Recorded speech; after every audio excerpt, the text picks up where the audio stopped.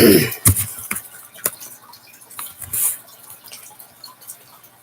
everybody, try to keep my voice down because I think Krist is going to be doing a live stream here soon, so I may try to make this one kind of quick because I don't want to worry about interfering with his trying to do mine, at the same time. So I don't know how long I'll be able to be on here is what I'm saying. We'll see. As long as I'm not disrupting his, then I'll try to keep going for a little while. But he's home. He's fine. He's obviously himself. It's like it never happened. And I'm glad they released him yesterday, sometime in the afternoon, and me and Normia were up there, so we were able to,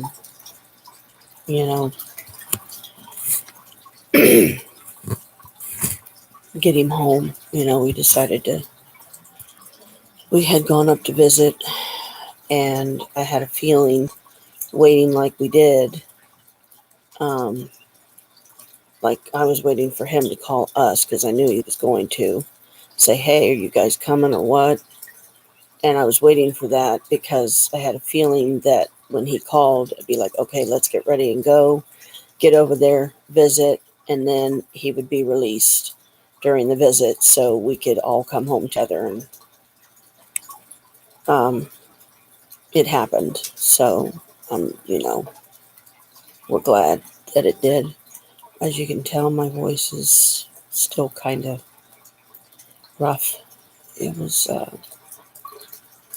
lot to go through. I ended up sleeping 12 hours last night. We went to bed like about 10:30 or so, I think it was. Cats were happy to see him. They were glad Daddy was home and he was okay. He talked to my mom. He talked to Alicia. Anna was able to see him through FaceTime on Maria's phone, Normia's phone. Normia. Remember, Norma and Maria, but combined, Normia is how you pronounce it or spell it.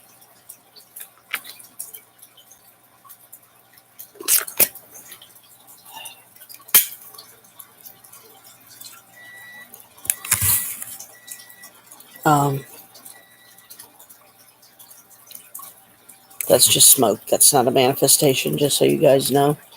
I've got some incense burning, and it just happens to be blowing in a weird way, like the incense. Look, I'll show you.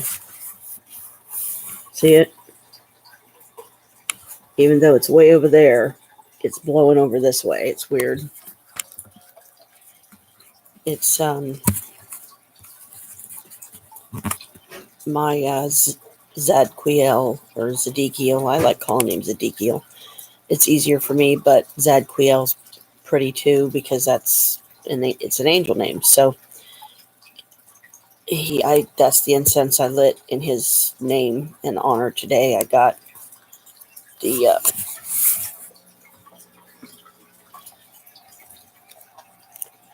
these from the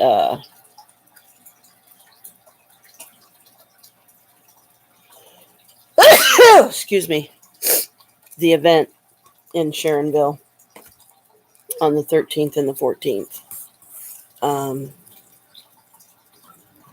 But they only give you 3 of each day, and they gave me a double pack of one of the colors. So, and that one is Wednesday. So Wednesday's angel there's like 6 of them instead of 5, or instead of 3 rather. So when I get my check in 3 days, I'm definitely going to get me another set of Amazon's Archangel incense, because at least those you get 5 of each day, each angel, Monday, Tuesday, Wednesday, Thursday, Friday, Saturday, Sunday. So it's called 7 Archangels. So there's an angel and a certain incense you burn on each day that honors that particular angel. Like the angel for today, Saturday, is Zadquiel. So once it burns out, I will probably light one of the others, just one of my other random ones that I have. But I just wanted to let everybody know that, he is okay, and he's himself. He's walking, he's talking, he's got use of his right arm again. He can form sentences. You can have an intelligent conversation with him, and he's fine. So, um,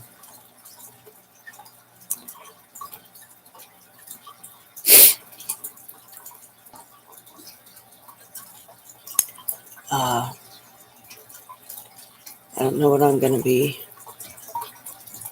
doing with my day today. I might try to work on my diamond painting some more here in a little bit. I'm going to get me a shower, saturate my hair with detangler because I know it's a tangled mess and it's dirty. I didn't even get the mail for 2 days because this messed me up so bad. Didn't even realize I hadn't checked the mail because I was just so distraught.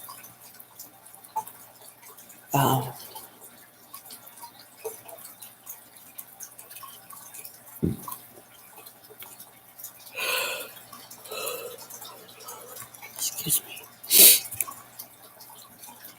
So I pretty much slept 25 in increments of 2 different sleep cycles of the 26 and a half hours that I was up straight when this happened on the 23rd. And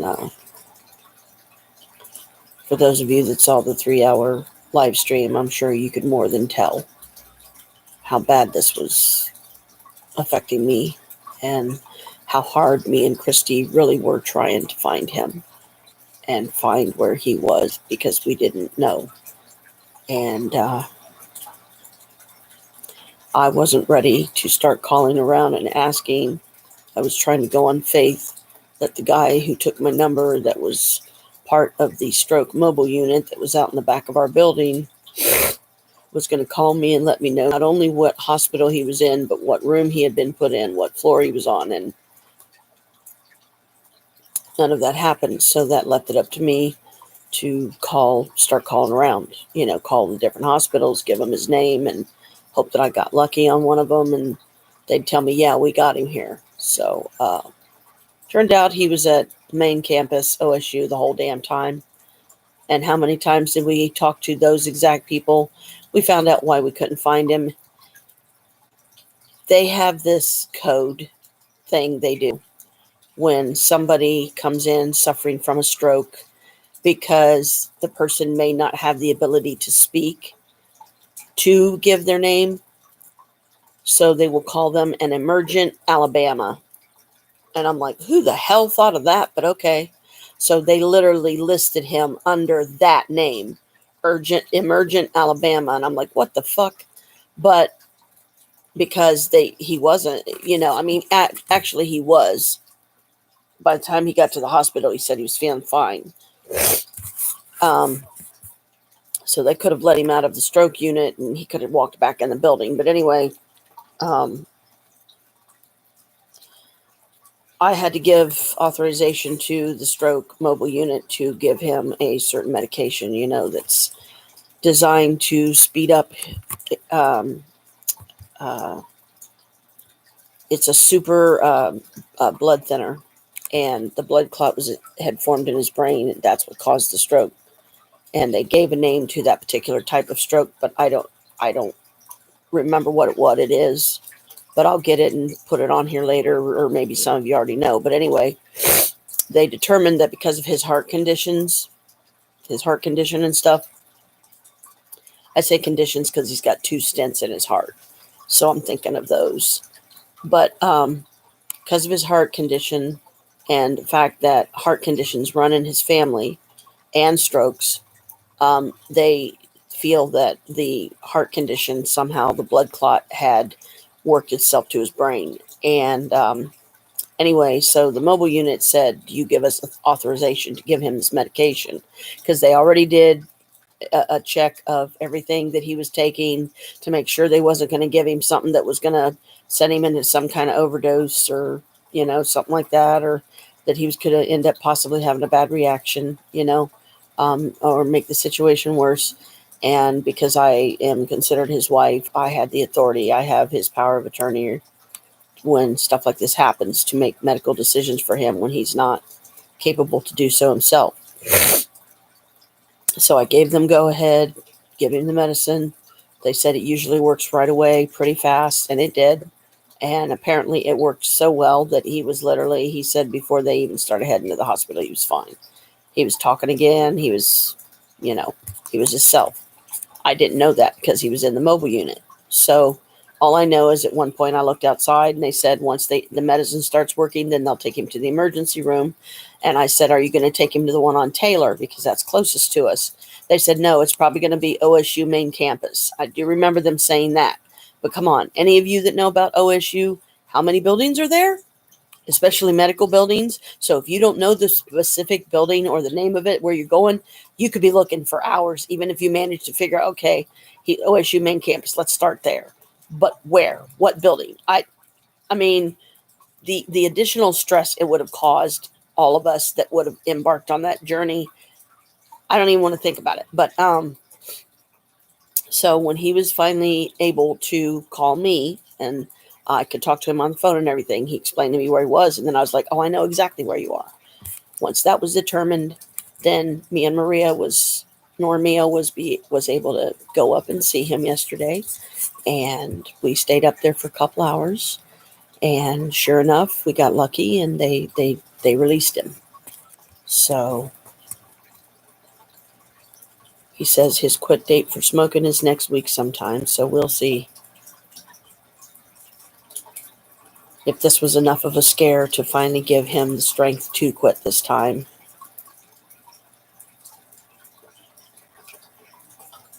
If it is, great, but I would not wish this on anybody. I mean, for any of you that have gone through it, you know what I'm talking about. For those of you that haven't, it's a nightmare. It's a nightmare. You guys saw what kind of state I was in. You saw how, even though I was that messed up, I still kept looking at the chat window because I didn't want anyone to feel ignored, because I didn't know if anybody would be up and happen to pop on or not. So, but I was even as messed up as I was trying to, do stuff like that. Okay, is there anybody on yet? Okay, no. And then I'd go back to, okay, let's play this. But I really didn't want to do the phone tag thing because I knew it was going to stress me out. And it did. So after several tries, we gave up. And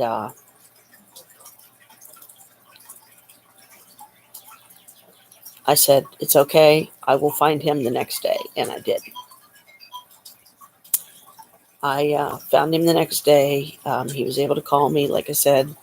And once I actually talked to him, to Krist, on the phone, he told me exactly where he was. And I knew. Once he told me, I was like, oh, that's where you are. Okay. I'll be up there in a little bit. And so that's what we did.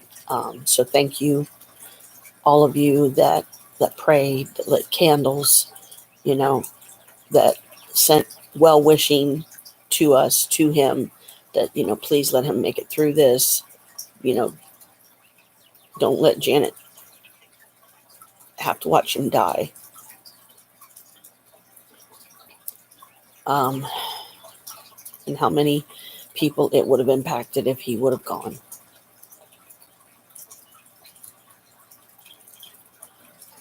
And when him and I talked over the phone, if I would have had a live stream going at the time, there would have been a lot of you crying, because I just let loose and I let some of those emotions out that people are always telling me that, I stuff things down too much, and I know I do, and I don't let shit go. It's like, you want to know why I don't let shit go? This is why. And I just unloaded on him on the phone. Hear me out. Mostly telling him, you want to know the root problem of all of this for me is, this is why I'm afraid to get close to you, because I feel like the minute I do, and really, truly, completely, 100% happy in love like we should be anyway, after being together so long. Um, but because of my problems, because of my hangups, it's not easy. You have to work hard for it, and sometimes even then you don't make it. But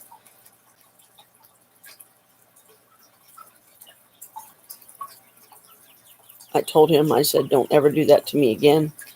I said, I don't ever want to feel that way again. I said, I haven't slept. Okay. I said, this really fucked me up bad.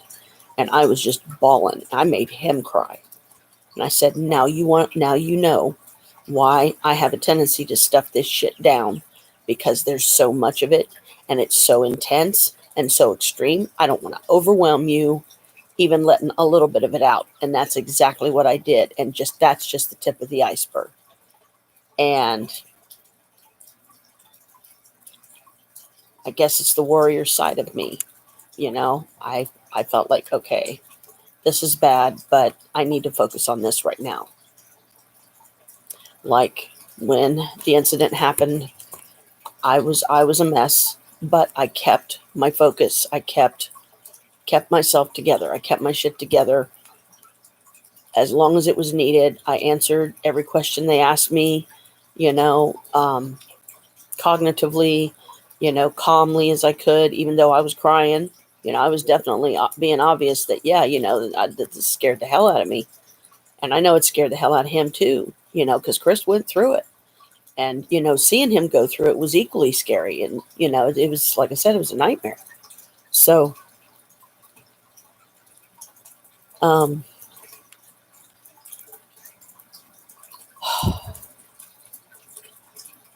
I just told him, I said, this is why I'm afraid to get close to you, because I'm afraid as soon as I do, you're going to die. And that is the straight, honest truth. And that does not make it a good reason to do things the way I do. And I'm trying to not do things the way I do anymore. I'm trying a new path. It's just, I can't snap my fingers and get myself there like overnight. And I'm still learning how to be in a successful, loving, romantic relationship.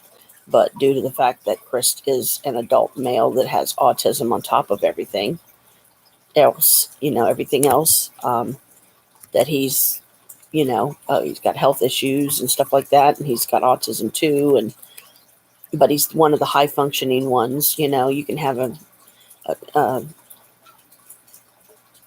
a intelligent conversation with him. He's very smart, high intelligence, and he printed up some stuff that I have been reading about, what it's like for couples that have a partner. One of them is like that. One of them is autistic. And so I am going to start getting me some books about it and read it and teach myself, because I'm book learned. I can teach myself just by reading the books, doing what it suggests, to help the healing to commence, by understanding it, so that you have a way to start learning how to be more loving towards them and be able to understand why it's so difficult for them to show love the same way that a lot of us do. Not that they don't love, because that's not the case at all. Come on!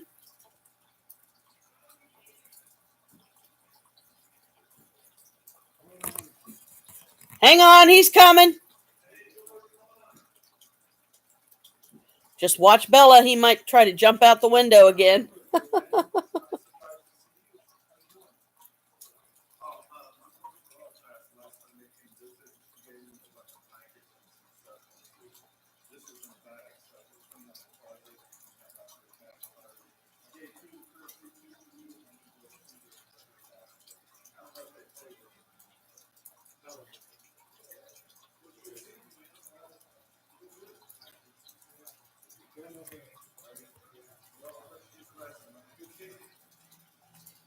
Daryl was just came by. Oh boy, another toy. Couple of them. Give him something to smack around. He brought some cat toys that belonged to a dog that was a house that I think Daryl cleaned or something maybe, and he didn't want to see him thrown the balls thrown away. So he brought him a Krist. Well, at least that way he could see Krist and see that he is okay and he's himself again, and he's hanging in there. Sounds like Krist is having trouble in there with his live stream getting it going.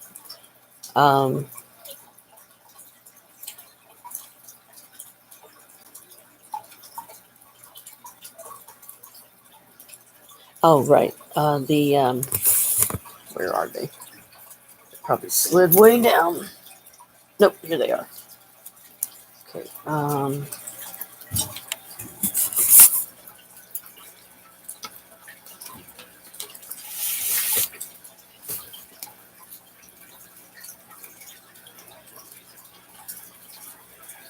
This is the stuff that Krist has printed up, and I've been reading it in increments.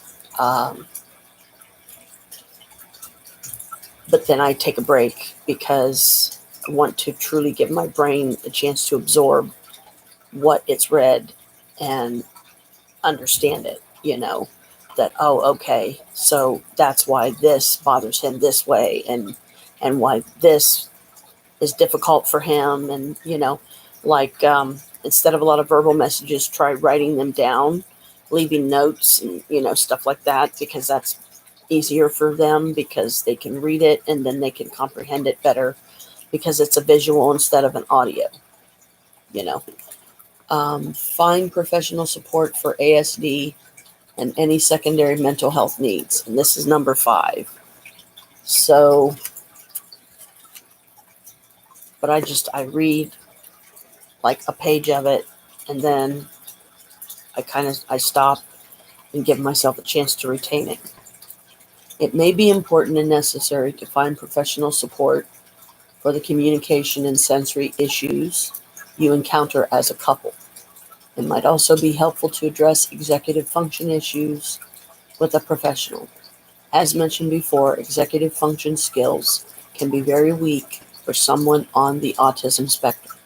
A professional who can address executive function issues may be hard to find, but worth the effort.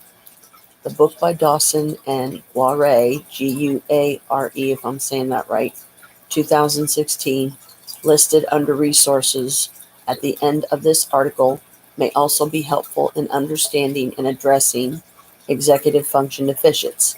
So right there, that gives me a book that I can get a hold of and start reading through and studying. Be aware that individuals with an autism spectrum disorder are at greater risk for depression, very true, anxiety, very true, obsessive compulsive disorder, very true, and or other mental health disorders, Crohn, low self-esteem due to negative social interactions and experiences can also affect your partner's mental health, also true. You can also experience your own mental health issues. Approximately 40% of the general population meets the criteria for a mental health diagnosis at least once in their life. For people on the autism spectrum, the rate of co-occurring mental health symptoms is thought to be at least 69%. You may also be at greater risk to experience anxiety and or depression as an effect of your relationship with your partner, especially if he was undiagnosed and or untreated until recently. The person with ASD may need dependable periods of social isolation. This may be difficult to understand and not take personally. Your partner may also have developed a pattern of retreating to his special interests, in part as a coping mechanism, and not knowing what to do to make you happy. This can be due to communication differences and difficulties such that he does not have the information needed to carry out your wishes. He then decides it is better to do nothing than to do the wrong thing. Over time and when sharing a home, Misunderstandings and problems will occur. Because of the nature of ASD, you may feel a lack of communication and emotional contact with your partner. As you try to work on your relationship, it is likely that contact with others will become more limited, causing further loneliness. This can lead to depression and maybe even feelings of despair. For various reasons, it could be important for you and your partner to be assessed and treated for any mental health conditions. It is very important to work with a professional who has knowledge and experience working with adults on the autism spectrum. If a therapist with knowledge and experience about ASD is not available, you will want to find someone who has an interest in supporting neurodiverse relationships and who has qualities that are a good fit for someone with autism. Cognitive behavioral therapy, CBT, is an evidence-based practice used with typically developing adults as well as those on the autism spectrum. Research has shown that adaptations of CBT, such as a more structured, concrete, and visual approach, and possibly shortening or lengthening sessions, can be important to meet the needs of someone on the autism spectrum.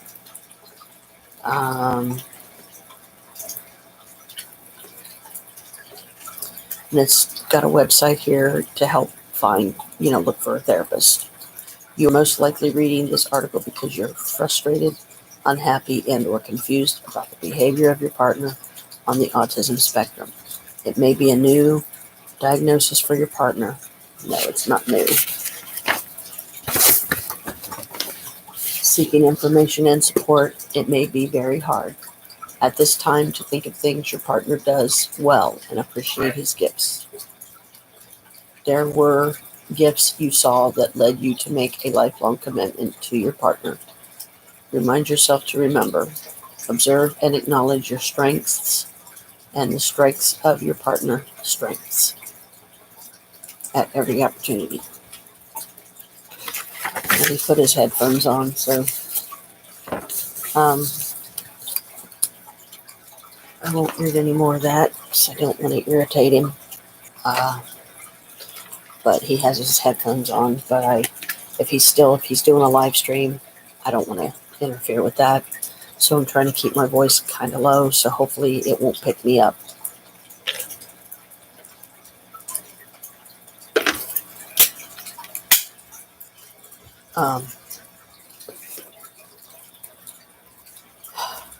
So the other one that he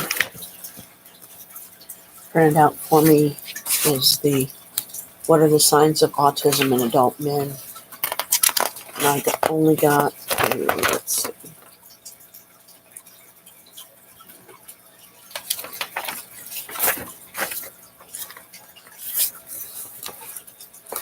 I only got to the top part here.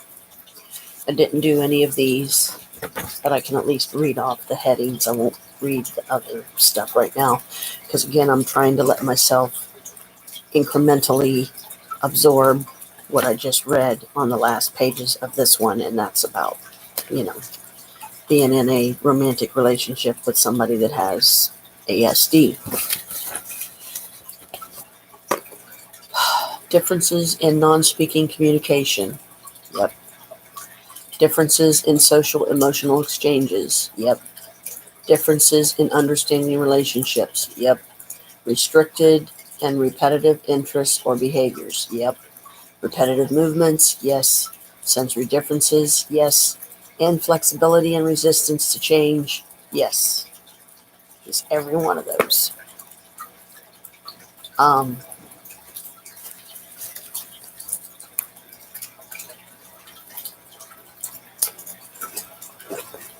But at least now that I know that, I have a direction to go.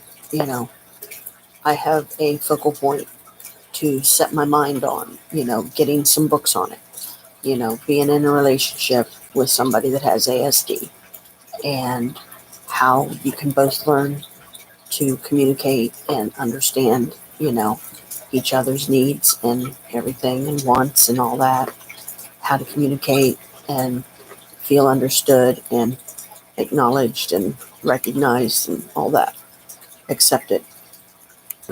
Excuse me. And maybe call around, use CareSource one of these times to see if I can find um, some resources or therapists that CareSource will pay for us to start going to some ASD couple sessions, because I would welcome that right now. Because not that I'm not willing to do the stuff, learning it myself, getting the books, going to the library, just purposely spending the time there at the library just to have time to myself, take my notebook, check the books out, bring them home, continue reading them, and this and that. But take some time to myself. Go into the green room, which is my absolute favorite room in the library. And he's in there doing his live stream. So, again, I'm trying to keep my voice down. I hope you don't pick me up or anything too good or at all. But he's got his headphones on, so I'm not as worried about interfering with his live stream. But I know I can tend to be loud, and I don't mean to be, but there's a reason I was given that loud voice. And like during instances like when the incident happened on the 23rd and he had the stroke, our hallways were full of firemen. And because of the acoustics in the hallways, my voice carried throughout and let them know, I'm sorry, guys, we're down on this end. And they were going all the way to the other end because they didn't know where our apartment was.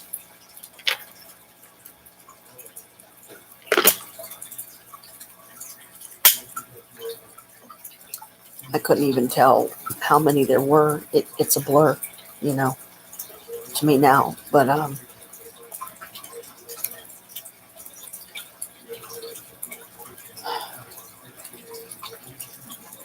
at least, trying to keep things on a positive here. Because I don't want to start crying again over the scare, that happened when he had the stroke. I have some books that I can look for. And there was supposed to be a book at the end, and I don't see it. Wait. Well, there's the therapist. So, anyway. But, hey, first place to start. Anyway. As far as getting the books on ASD couples, where one of the partners is ASD, and start reading it, taking notes, check it out, bring it home. But keep a certain bag put aside to keep it in, and go to the library to do a lot of the stuff out of the book, because if I try to do it here, I'm not going to have the room.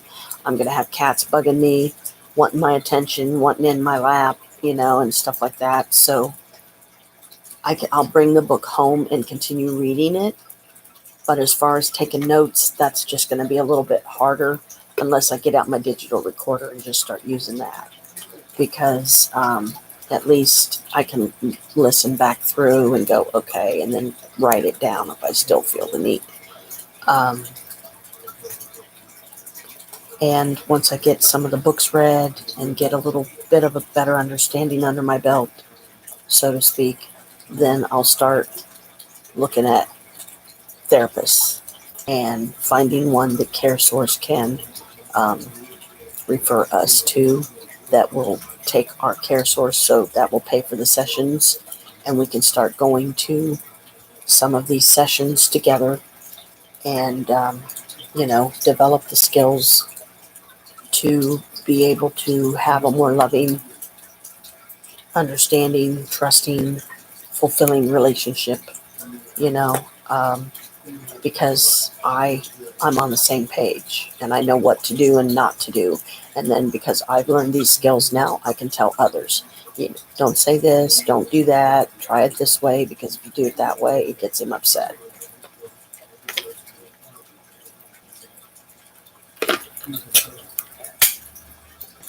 Um,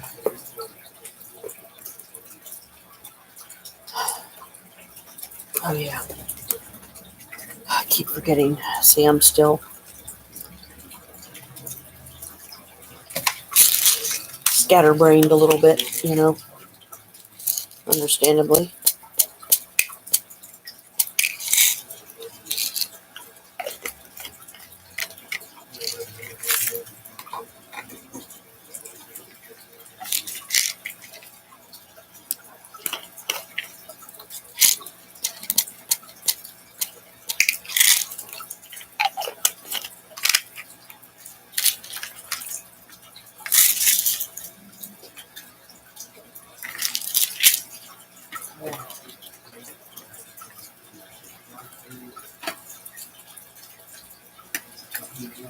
But he's got the nice setup. All I've got is my 2-in-1.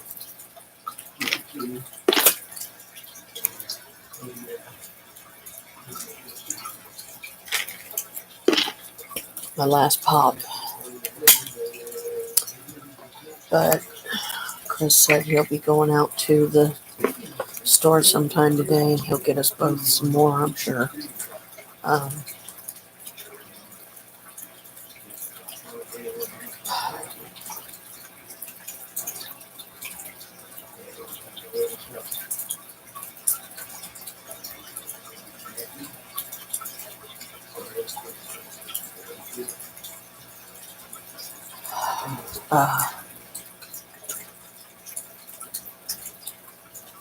trying to think of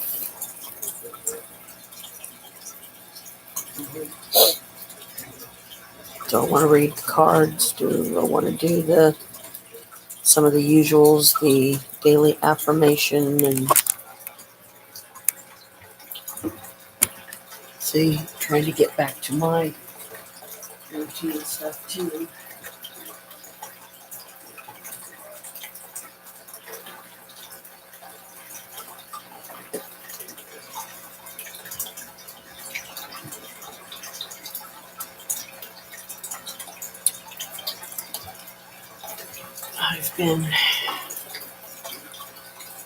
I've altered my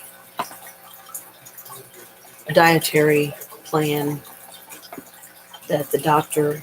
Wu, has me on, of the topiramate and taking them twice a day. Well, I'm taking both of them now. And I took it upon myself to do that because taking them his way for several months isn't quite enough. But taking them both at the same time and then taking my blood pressure med, which I only take that one time a day.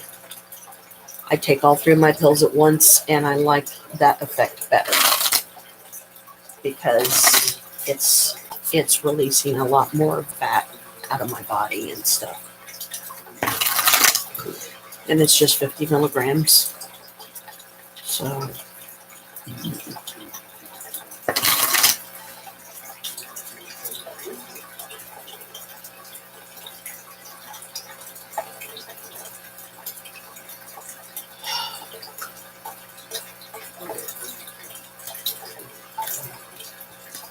I always tap it 3 times to wake up the deck. What is my affirmation for today? Patience. Well, I've gotten that one more than once. Because patience has always never been my strong suit. Congratulations. You've been granted more patience. You may start using it right away or much, much later. Waiting a long time is the sort of option now afforded to you by greater patience. Can you believe it? Look at this. You're still reading and you haven't started getting annoyed yet. Imagine how this patience will transform your life. Imagine how easy it will be to go to the post office. Isn't that adorable? It's just words. This one's one of the ones that doesn't have pictures on it.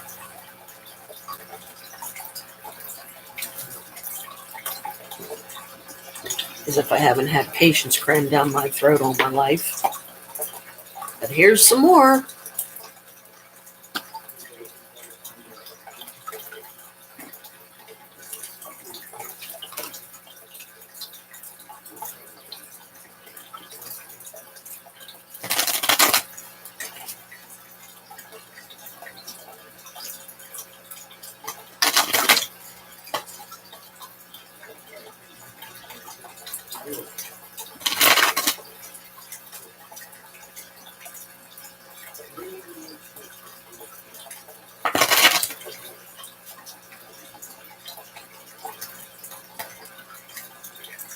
What message does the Green Oracle have for me today?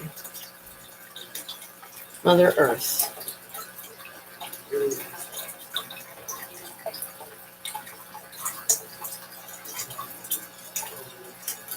Now that one does have a picture. It's a little kid laying on top of the earth all curled up under a tree. Isn't that cute? Card 21.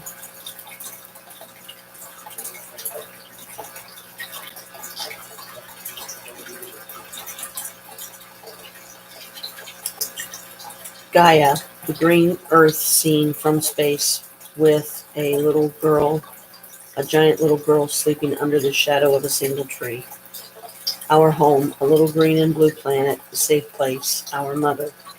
A land of diversity and difference, a gentle place. Obviously, one just needs sometimes to look out the wrong window or read a newspaper to realize how terrible can be our world, but our home, our mother, it's still there. There is always a peaceful place to sleep and be safe. Earth is something that belongs to everyone. Love is an essential part of life. We all have a place where we belong.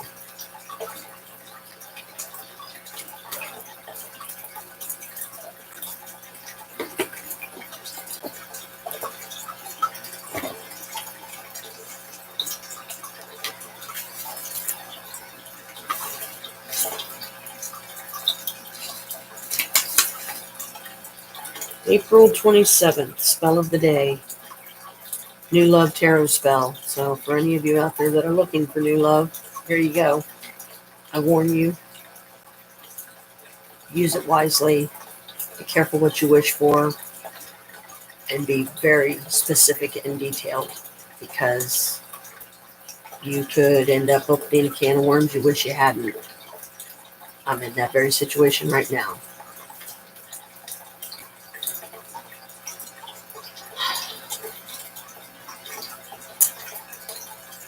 It may sound like I'm cutting him down. I'm not. Do I regret the decision? No, but I wish I would have thought it through more clearly and concisely, and I would have been more detailed and specific about things I would allow and things I would not. To attract new love, anoint a pink candle and yourself with rose oil. Place a rose quartz in front of the candle and the Ace of Cups, the Page of Cups, and the Lover's cards from your favorite tarot deck, left to right, in front of the quartz. Following your breath, light the candle, saying 3 times, "Gentle love, come to me, lift the veil so I can see." Without visualizing a specific person, imagine the soft, romantic, nurturing beginnings of a new love. After 15 minutes, extinguish the candle and walk away. Begin on the first Friday of the new moon and perform every night until full moon, letting the candle burn all the way down on the last day. So be mindful of what you wish for. If you wish the right person in your life, great, but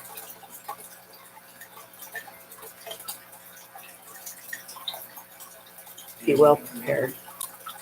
Be well prepared for the unforeseens, because sometimes they're whoppers.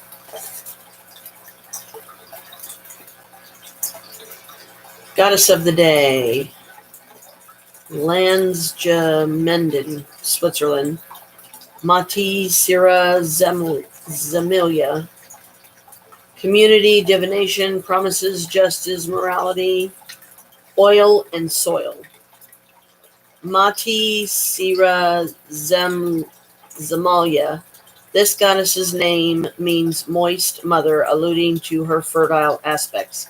She attends today's festivities to hear oaths and witness legal decisions that may affect the rest of the year. Any promise or sentence made with one hand on the earth or in her name is completely binding. In some areas, her motherly nature is expressed through healing qualities, while in others, she has prophetic ability. An appropriate gift for her is hemp oil. To do today, this is a civic-oriented holiday during which people gather to conduct regional business, including voting, budgets, and tax proposals. It's a very old custom adorned with lavish clothing, ceremonial swords, and I suspect an eavesdropping goddess, just to keep everyone honest. If you need to tie up some pending business, work on your personal budget, or balance the checkbook, honor Mati Sira and draw her ethical energies to you by getting busy. Alternatively, if you've been thinking about getting more involved with your local or magical community, make a commitment to Mati Sira to start making efforts in that direction. Simply place a hand on the ground and speak your pledge to her ears. The goddess will respond by giving you the time and energy needed to fulfill that commitment. So, MATI-SYRA-ZEMLYA. That's the name of the goddess. So I don't know if I was saying it right. I hope I was, but I will definitely be calling on her today.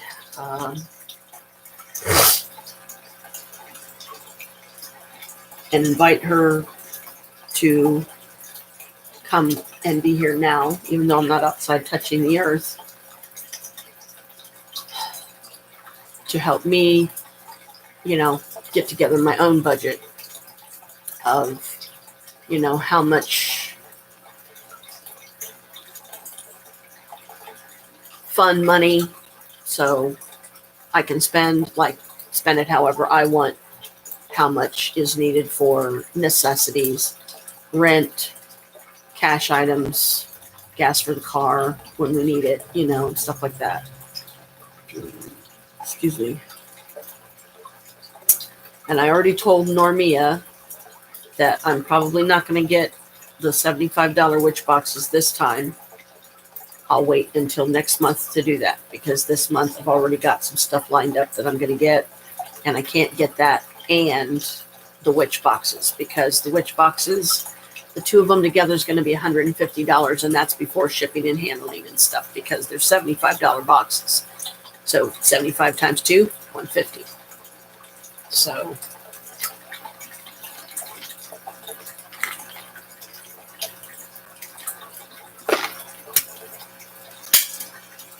because Normia did give me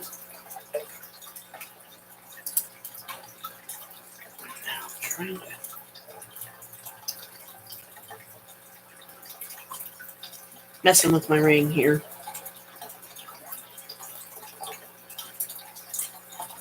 She gave me $200 to get those boxes, but I explained to her. I said, Sissy, we're about to go to this event. It's a big deal for all of us. This is the first and for now only time that Christy will be able to go, because I just cannot handle that big one. It's too much walking. I have to sit down too much just to really, truly be able to enjoy it. I can only walk for maybe 20, 30 minutes, if that, and then I have to sit down because my back is just killing me.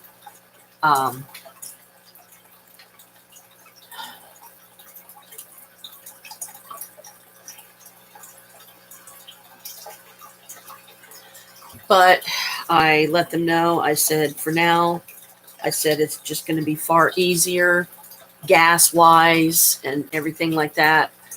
We don't have to necessarily worry about booking a hotel room or anything, unless we want to book a hotel room on the fairgrounds. But I don't even know if that's possible or if it's allowed, or because they have so many events going on at the same time.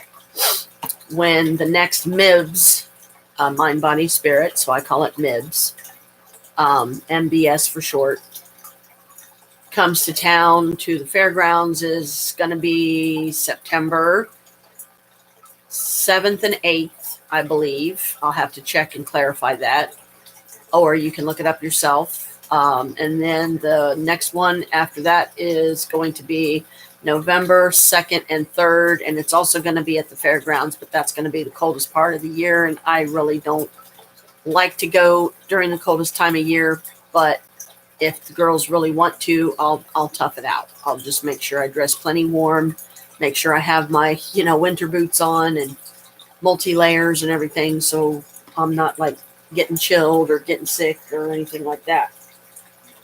So Mati Sira, be with us today.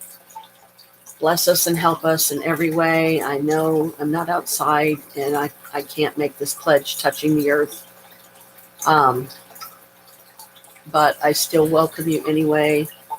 And I am going to be trying to cover a lot of magic today. I don't know that how much of it I'll actually be doing during the live stream, or if I might end up doing it after the live. I haven't decided yet. I mean, I haven't even been on here an hour yet, but almost, because it's like 51 minutes. So about 10 minutes or so, it'll be an hour. But I think Krist already got his live stream done. So I did okay, keeping my voice down so it wasn't interfering with what he was, trying to do his.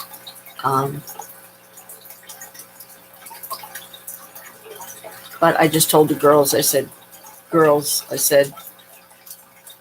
please don't get upset when I say this, but I just can't do this big one for a while. Not until I can, 1, get myself in better shape physically, which means 2, losing more of the weight yet, and then 3, finding some type of homeopathic something or other, maybe through my cards or something, I don't know, but magically, try some things, experiment a little bit, and see if I can't help with the back pain issue that is what's causing me to not be able to enjoy such a big function. Because for 1, I have to do all the driving.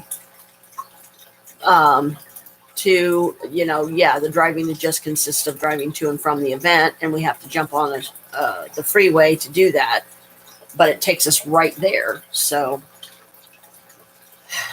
the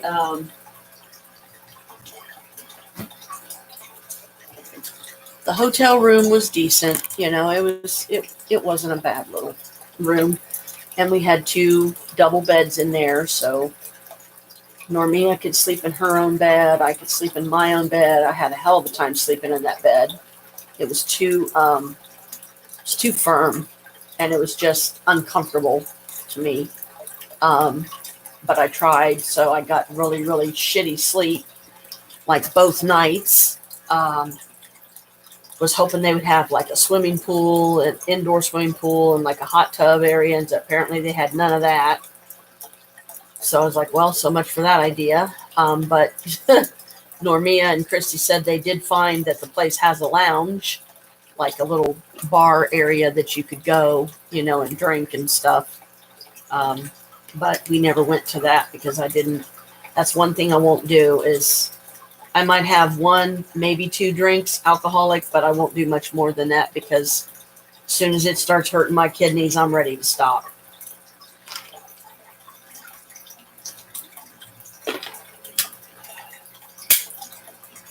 Or I'll prefer to have my drinks over the rocks purposely so that it waters it down to a point that it isn't so harmful to my organs, especially my kidneys. because if it starts hurting my kidneys, because it usually seems to target my right kidney before it hits my left one, but so my right kidney might be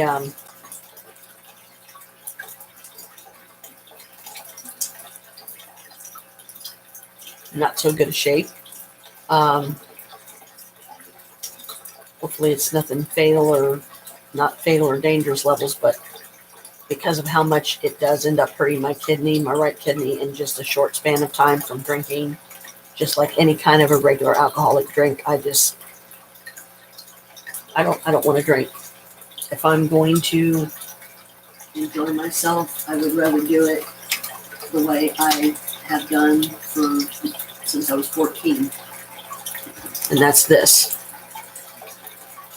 Because I've never hurt anybody. You know,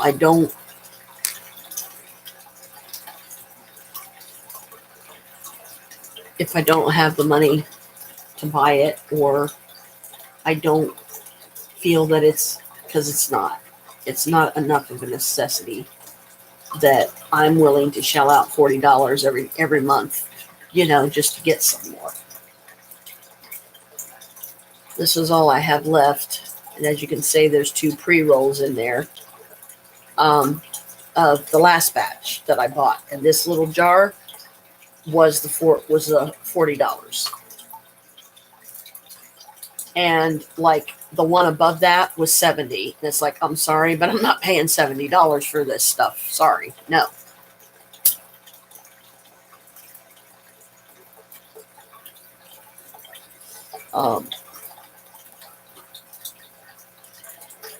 Tried growing some. They all died. I had 8 plants. I gave 2 of the seeds to my brother, and a lot of good it did me because he's being an ass to me again. And even if it is successfully growing, I'll never get any of it. So I'm not going to spend that money. I'm not going to waste that money again to get those seeds, have them start growing and looking good, and then they just die because I can't provide the plants everything they need to grow and keep growing and, be able to actually harvest them and stuff. And that because it cost me $65. 4 of the seeds I got for free. And then the other 4, the Granddaddy Purples, I paid $65 for. So, for all of it. But the 4 skunk seeds were free. Excuse me. But $65 for 4 seeds? I mean, come on. And only, let's see, all but one of my Granddaddy Purples, I think, came up. Or all my Granddaddy Purples came up. But only a couple of the skunks came up because I had 4 of the skunk seeds, but I gave 2 of them to Carl, and one of them we weren't sure about if it was viable or not, if it would grow, but one of them I know for sure would. So I took it to him in a little baggie, and I took a little pot, a little flower starter pot. I took one of those little peat pellet things, so you could just put a couple drops of water on it and put your seed in it and let it grow. Because Carl has a green thumb. He can grow this stuff like nobody's business and make it as tall as your fucking garage very easily. So I don't have those skills yet. I'm not going to waste the money now to try and keep developing those skills, keep wasting the money that I could use to live on. So I will buy it once in a while, but only when I really, really need it and I'm getting so low that I'm about to run out. Then I might go over and buy like 1 jar and that's it. Because there's like a little dispensary store place like right across the street from us, not 5 minutes from here. What? Oh, was you trying not to step on a kitty? I hope I was keeping, there's nobody on. I hope I was keeping my voice down enough. Right now, we can't both stream at the same time. Oh, no. It slows things down way too much. Oh, I'm sorry. It doesn't matter. No one was on. I said my little piece, and that's it. They can look at it later if they want. I didn't figure anyone would show up. Um, Dr. Michael too. Okay. Text. Yeah. And Alicia Well, actually talked to you on the phone, so she knows you're okay. And so does Mom. If he had told me what happened to me, because I had let her know that I was okay. Yep. Didn't want to ever before I talked to her. Right. I told him, I said, I'm doing good. Didn't seem to be any side effects. Yep. So see, you all just witnessed for yourself. He's fine. But I guess he's right. So the next time we both are getting ready to do a live stream together, I'll just take mine and I'll go down to Maria's and do it, or I'll go sit in the hall, or I'll just wait until his is done, then I'll do mine. Because with both of them, like he just said, going at the same time, it slows them down too much.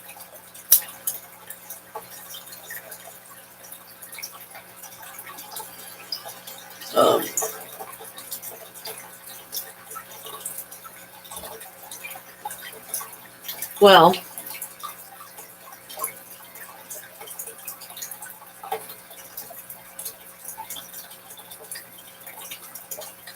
anyway, to conclude on the smoke, if I'm going to do anything, at least I do something like this, and I do it, I feel, very responsibly. I can take a break from smoking it. I can go almost an entire day. I can go a whole week. I can go however long I feel. I know when I need to take a break from it. And then I'll just put it down. And I'll be like, okay, and then I won't touch it again for a while. So that's another way that I'm kind of conserving it, that I'm not going through it so quick. So I don't have to buy so much so often. Because it's an expense I don't want to indulge in very much. Especially since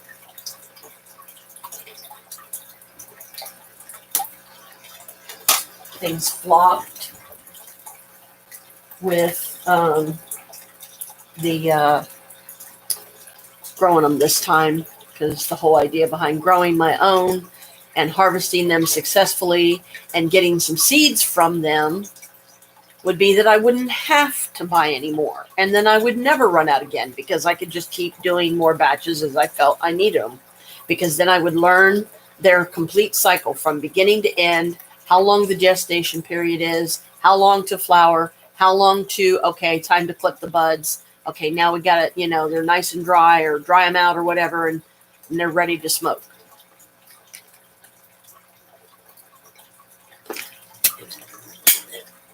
Find a little jar to put the seeds in, keep them in the fridge so it keeps them cool, keeps them from drying out, keeps them a little bit moist, and then just try not to leave them in there too long, though, because then they could just as equally become inviable, meaning it's pointless to plant them because they're not going to grow because you waited too long. This little guy, he got me through that whole ordeal. This is my fluorite Pikachu that I got from Brooke in England back when she had her TikTok shop and was doing so well. And I really enjoyed being on there with her. And I would kill my battery on my phone to stay on there with her as long as I could, as long as her live was going. And she was so happy back then. And she was making such good money, and the ones that didn't screw her over and order a bunch of stuff and then not pay for it, so then she had to put it back on the shelves. And then if that person come in again, I'd be like, no, you either pay for it now, or I'm not gonna save it for you, because the last time I did that, it sat on my shelf for a week, and you're giving me excuses and not paying for it. So no, I'm not going through that again. You either pay for it now, or don't order it unless you have the money to pay for it now.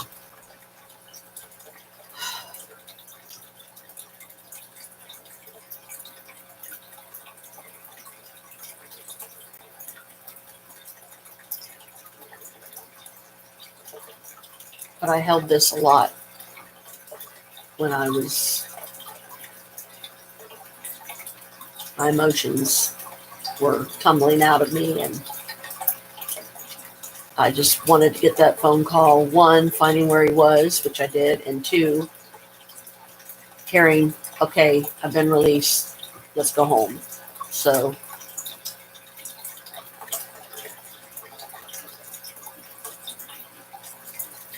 nobody's on. In case anyone watches this later, quick explanation. She had trouble finding me because the normal procedure for a stroke victim, because some of them are not going to be able to communicate. Just to have a record up that they can put information in, they create a fake or an alternate identity for the person. I already told him. And mine was the emergent. Yeah, Alabama. emergent Alabama. And what they do is once they're able to find out who you are, if you already have records in their system, then they'll merge them.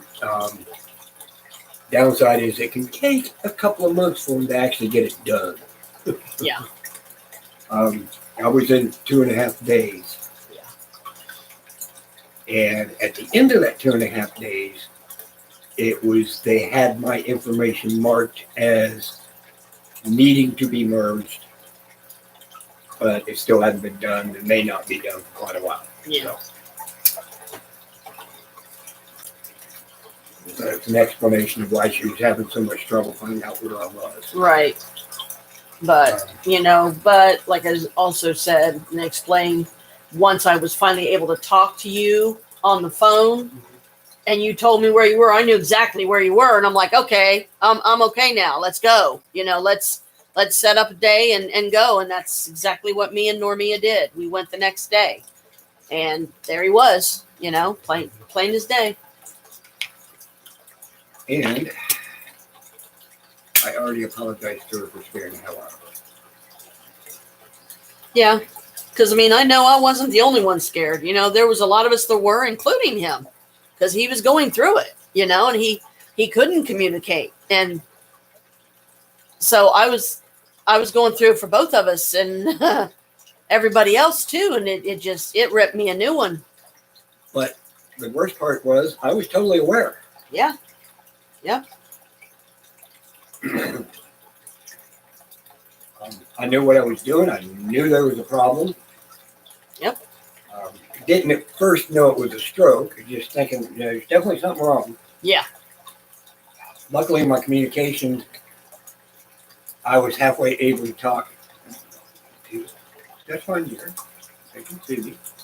Main point is being able to hear me. The speech problem didn't take effect right away. I couldn't control my right arm. I did sit down on the floor because I was having a little bit of a balance issue. And I went ahead and sat down just to make sure I didn't fall down. And then the speech issue, like I said, it didn't take effect right away. So I was at least able to holler at her because I was in the kitchen. She was here in the living room. I got extremely frustrated when I could not communicate, though. Oh, yeah, he did. The words were in my head, but they weren't coming out of my mouth. Yeah. What was coming out of my mouth was blah, blah, blah, blah, blah, and that. Yeah. Gibberish, like he said. Anyway. But he's okay now. Like I said, he dodged a bullet. So, we're all grateful. And, we're definitely thankful for everybody that did, put some good energy out there for us and for him and in prayers that he would be okay and that, he would, and he did. He's fine. But he has this monitor thing on his chest. He's got to leave on there for a time. And he's got this phone they gave him that monitors his heart. It has to do with his heart because they think that may have been what was the main influencer of the blood clot because of his heart condition. It somehow worked itself to his brain, which I believe I explained earlier. and that's what formed the clot. And then, you know, it's like 1 minute you're fine, the next minute you're on the floor and you're speaking gibberish and you've lost the use of your arm and you don't know you know what's going on, but you can't communicate and you're getting frustrated, you know, and understandably so. Um,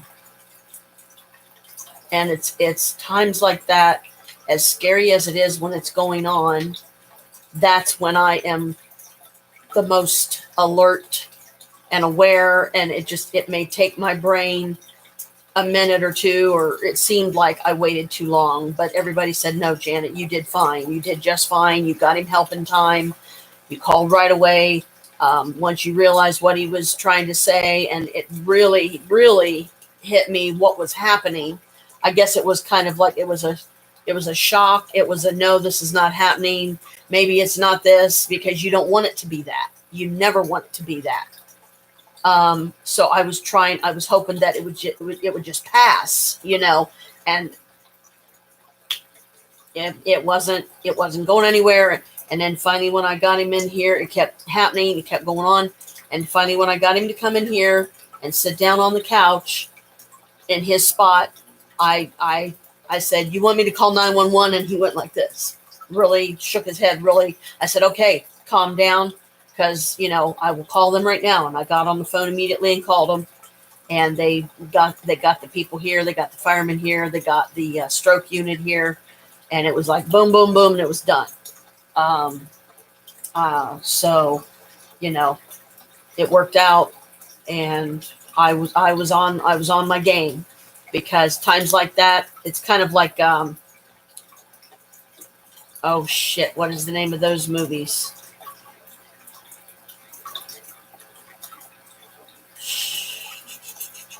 Yeah, I think it's a series of books too. I think some of you know what I'm talking about, but I can't think of the name. Where the higher the fear rate, the more alert you are. And that was me. That was me for sure. But at the same time, I was scared, but I kept it together when it mattered most.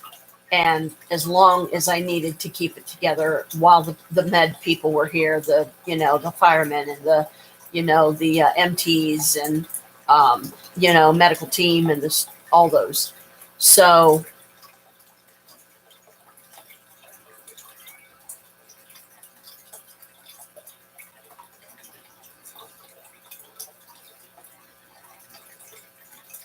I'm glad. I guess is like the best way to explain it is I'm just glad that everything worked out. Everything, he's okay. He's home, and just hope that it never happens again.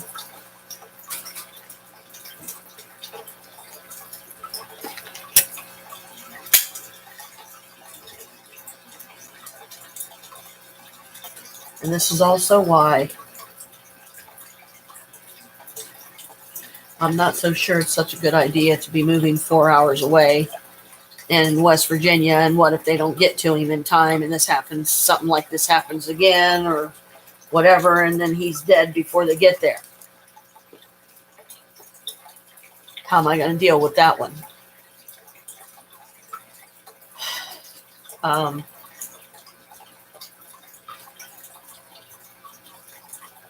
I just wish there was some other compromise we could come up with, some other rural area that everybody would be happy with, that we would not be 4 hours away, because the next place I would want to be would be Salem, Massachusetts, and that's 12 hours away. If you drive, it's 12 hours away. And that's how I think of it, is because I can drive. I have a car. I can drive it 12 hours away. And I'm like, it's terrifying. It's debilitating.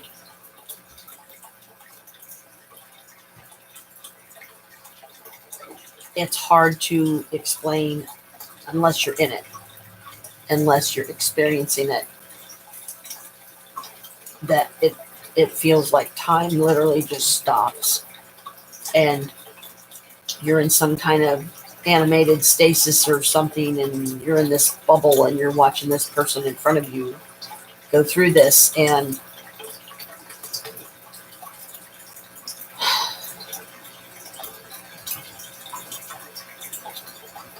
you got to keep your head about you. You got to keep your wits about you. You got to stay focused. You got to stay calm. And that's really, really hard to do. But I did it. And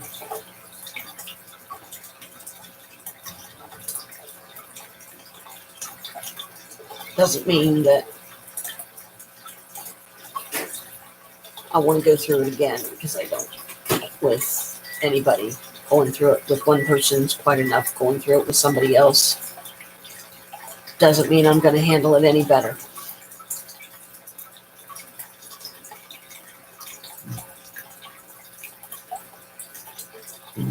Because Normia's health's not the greatest. She's diabetic.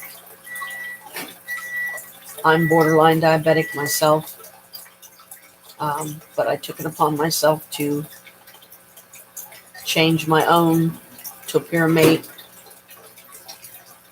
and dosage schedule, and I just take both of them, and it does take a lot more of the fat out of my body.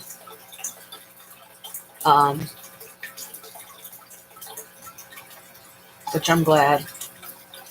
And now it's just a matter of getting myself rehabilitated and strong enough bodily to bring the weight down, turn a lot of it into muscle, so that I can enjoy things like the Sharonville event, the MIBS there, Mind, Body, and Spirit, and be able to walk around and, not have to, after 20 minutes, go sit down somewhere for 20 minutes, or, walk for 20 minutes, sit down for 20 minutes, walk for 20 minutes, sit down for 20 minutes. It makes it just harder to really enjoy it, because I hate that I have to keep sitting down, so much and taking so many breaks.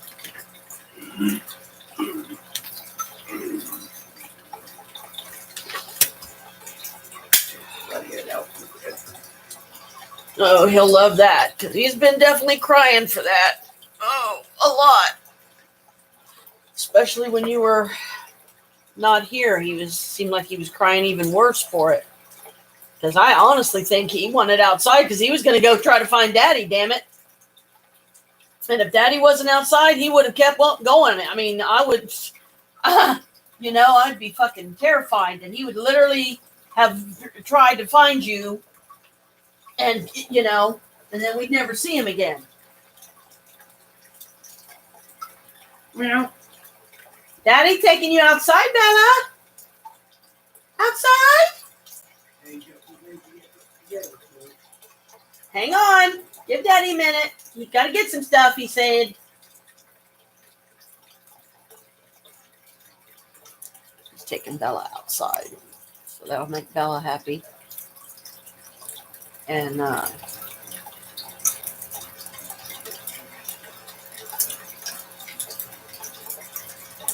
I really want to get with Christy and Normia and get serious about thinking of a weekend. What will be a good weekend for us to start planning our Salem trip, and how it's going to be best to do it.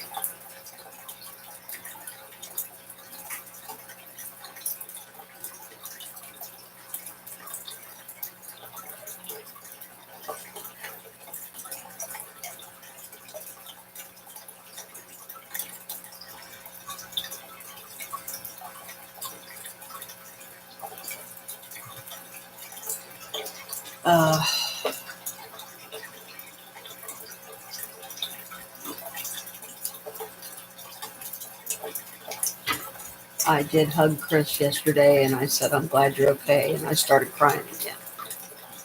Only a little bit, but I did start crying again. And I said, I really was that scared. And he said, I know.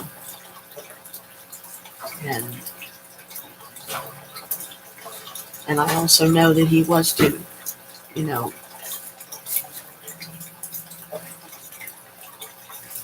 That he was just as scared, if not more, than all of us. You still want me to help you carry that down? You think it'll be okay? Okay.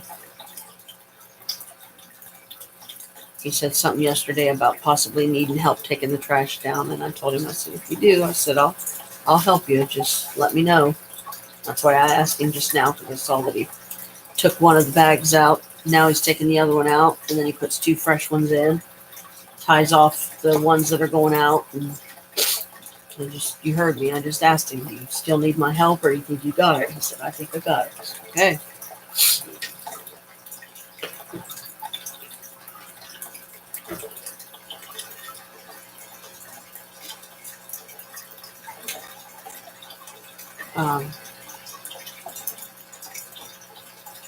So yeah, on the positive, again, it'll be nice to have some worthwhile studying to do with these ASD books that I'm going to be, looking into getting from the library and stuff, and spending time at the library to read them and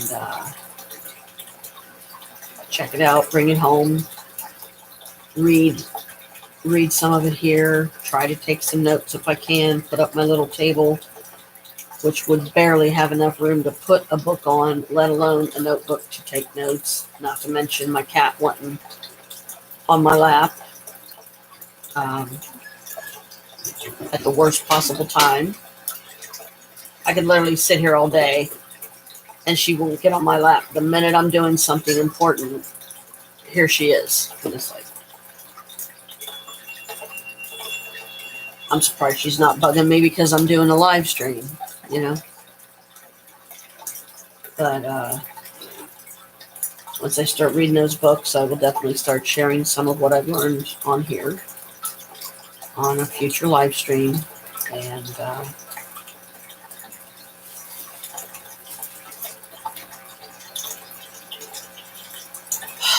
I'm just going to go from here and count our blessings and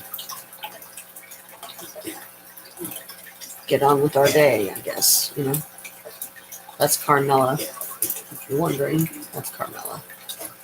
Squeaky squeak! And finally did get my leopard, my pretty purple leopard done. Diamond painting I quit working on for a while and finally got it done. Now I'm working on my dream catcher one that's heart-shaped. It's got butterflies on it and it's got 3 roses. And I'm going to personalize the roses to put my own signature on them, meaning instead of using the beads colors they give you, I'm going to make 1 rose blue, 1 rose purple, and 1 rose pink. And I will use black, I'll use black as the defining lines so it doesn't just look like a blob of color. You can see where the petals are and everything. And I hope it turns out okay, and I hope I do. I know I will. It'll be okay. It'll be a good job. There he goes.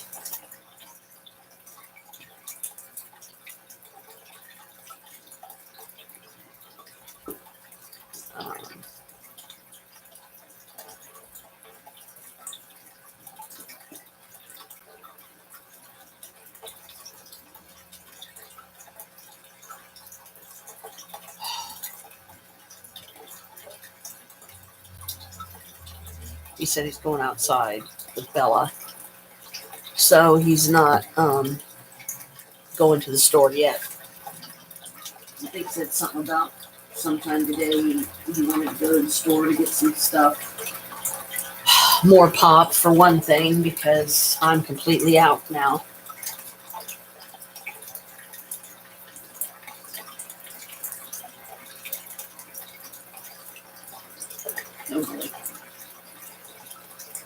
Sometimes these stems are too thick. Incense stem. Let's do. Might as well get these patchoulis done. There's only a couple left anyway. Looks like there's 2.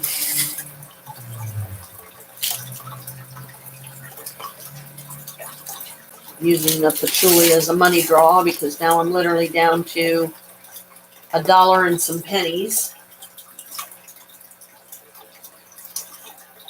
Because I had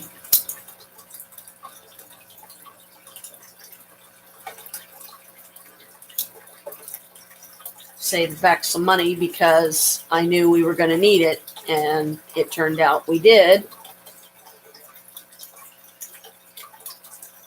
So when the time came, which was when we went up to see Krist yesterday, I rediscovered the money because I had forgotten that I even had it in a way.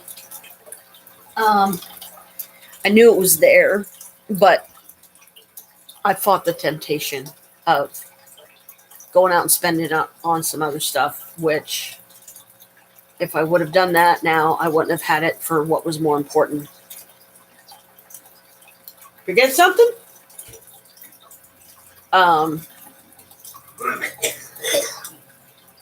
I had a $10 roll of quarters that I put in the gas tank so I'd have gas to get up there to the hospital.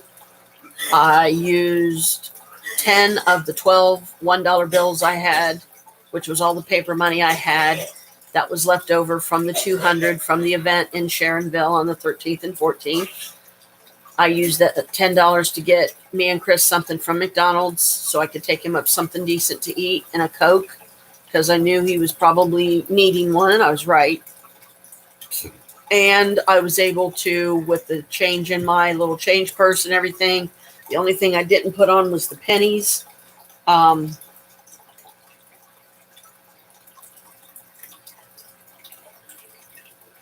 I ended up being able to put $9.55 on my Capital One card that I used to get us in and out of the parking garage, and only 3 of that had to be spent. So that means I still have $6 left in my checking at least.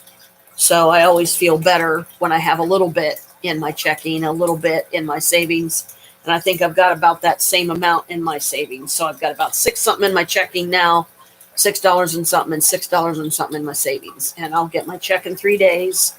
Once I do that, I immediately, this is a practice that I have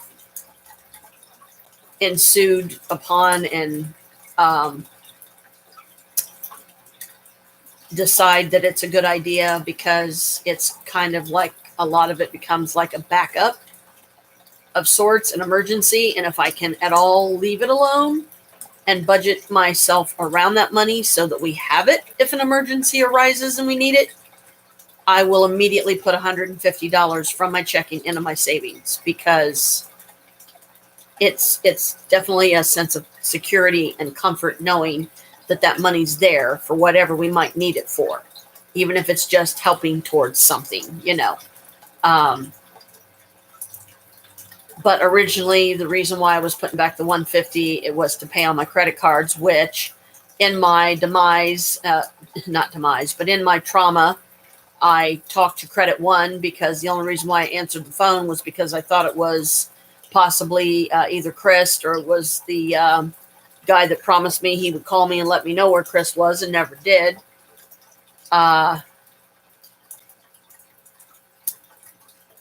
So I answered, found out who it was, regretted answering, explained the situation to him about my credit counselor, told them that, you know, my credit counselor should have sent them proposals, which I found out from talking to my credit counselor after I talked to Credit One, that they keep refusing the proposals because the account is so delinquent. Now they're expecting me to come up with $168 to get it caught up, and I need to impress upon them that I don't have that $168, and if they want to get paid and they truly want to help in this matter and help me get this paid down, because I'm in the black of owing them $700 and something right now, which I'm still figuring out why, and it's probably because it's late fees, because they only gave me a $500 credit limit and I screwed it up. So it's like, if you want to get paid, this is your way, because I don't have that 168 that I can just give you. I'm struggling to live right now and try not to get kicked out of my apartment, and we're in a very bad area. So give me a fucking break here. If you want your damn money, stop refusing the fucking proposals and just take it, because that's the only way you're going to get it. The only way. And I'm just going to start putting the 150 back and just try to leave it alone. Try not to touch it. I was only doing 25 a month, and then I had an auto thing going where it would take it out of my check every month automatically on the first. But something always ends up happening, and I have to end up spending that money. I have to end up using that money, so I can't even save it. So it's like, you know what? Fuck it. I'm just going to start putting 150 in there and just hope to hell that I don't have to use it. Try to budget my money around it, even if it means holding off on getting certain items. Get the rent paid right away as soon as possible, which we try to do, because technically I only have till the 5th of each month to get the rent paid, because that's my rent due date. And, once that's paid, whatever's left, that's pretty much whatever's left is mine. But I have a few personal things that I pay on, like YouTube Premium, SoundCloud, one of the SoundCloud packages, which I do like my SoundCloud. So I've tried to cancel it several times and couldn't figure out how to do it right. Didn't want to bother Krist with it. So it's like, fuck it, I'll just keep it. It's only like $11 and something. And they keep trying to take the money out until they get it anyway. But so I have some personal stuff, that I pay on every month, subscriptions to like certain online services and stuff that I like to use and things like that, just typical common stuff. But it takes money out of the check like right away, because we only get $9.14. So like, it's not a shock, but when I don't see the $9.14 on there, I know that it's just because somebody's already taken out their payment, because they know that by the 1st, they're most likely going to get their payment. And I couldn't find out how to cancel, at least, like I said, the SoundCloud. And I did try to go in and I tried to cancel the Paranormal Files, Omar Gosh, and a bunch of other YouTubers that I used to watch that I just don't anymore. Because now that Krist has signed up and become a member with some of the debunkers, he's ruined it for me. That I don't want to watch him anymore. Because all he's going to do is cut them down and tell me how fake they are and blah, blah, blah. And he just ruined it for me. So I don't even want to watch them anymore. So I don't. So there's no point in me even subscribing to their channel. So what I try to do is go into each one, and I need to do this sometime here soon. Go into each one and then just unsubscribe and just leave it alone, because I don't need him ruining it for me anymore. And he's already made me not want to watch any of them anymore, because the main reason why I liked watching the ones that I did is because I myself haven't been able to get my own paranormal team together yet. Krist talks a lot about going on a paranormal investigation, but it has yet to happen. And I just really have no hope or faith that it ever will, unless me and some of my people that want to do it with me say, come on, let's go. Where are we going? And it's going to be, most likely it's going to be night work, but I would try to do daytime stuff, because some places are just not safe at night. And if Krist isn't there with us, I'm not gonna risk it. But he did just suffer a stroke, and stuff like that. But he ruined it for me. It's like, okay, so what? If it's fake, it's fake. What do you care? Why do you got to ruin this for me just because you don't like it? Okay, how about I do that? How about I get on there and I start cutting down your debunkers? Would you like that? How would that make you feel? Okay, you ruined this for me. This was just something that I enjoyed. I never said I believed it. I just enjoyed watching it because that's the closest that I'm ever going to have to being able to go on any paranormal investigations. But you had to ruin it for me. Thanks a lot. So yeah, I mean,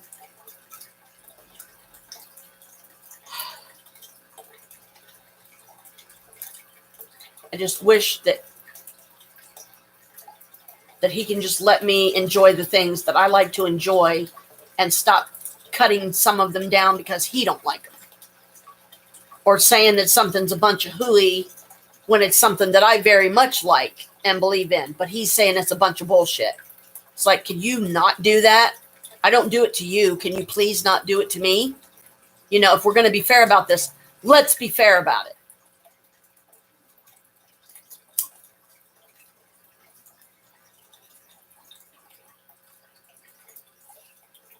All right. Where'd it go? I fucking lose it. And I mean, I don't mean to like flip the Jekyll Hyde switch here all of a sudden. But this, it's like moments ago I'm talking about how scared I was because I almost lost him, and that was genuine. But, at the same time, this is just me moving on. This is me not talking for 3 hours about how scared I was, because what's the point in that?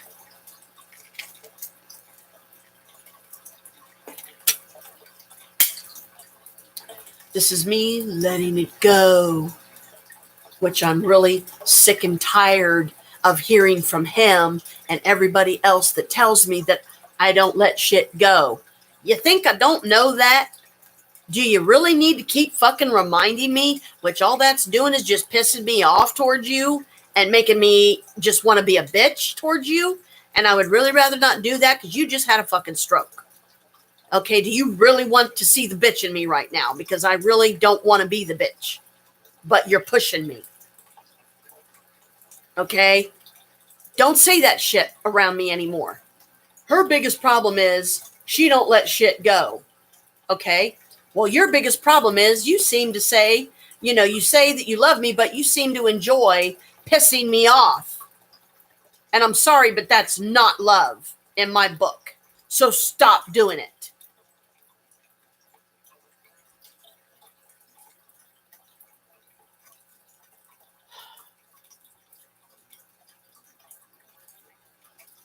Let me work through my own shit my own way. You have no better chance helping me through my shit than I have of helping you through yours because you have ASD, so that makes it worse.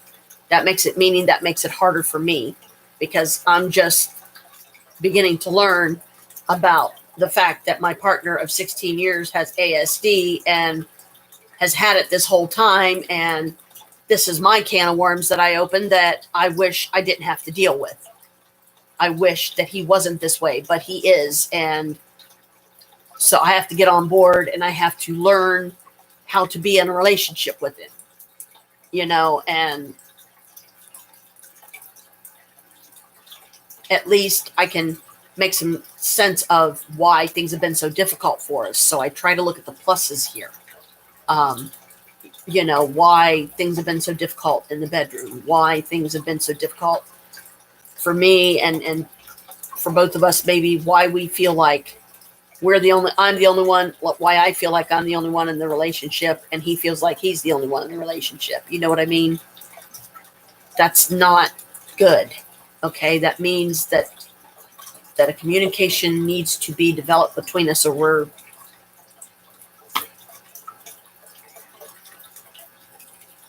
always going to have problems. This is going to be our life, and I want to dance a new dance here. I'm tired of this one, and I'm sure he is too.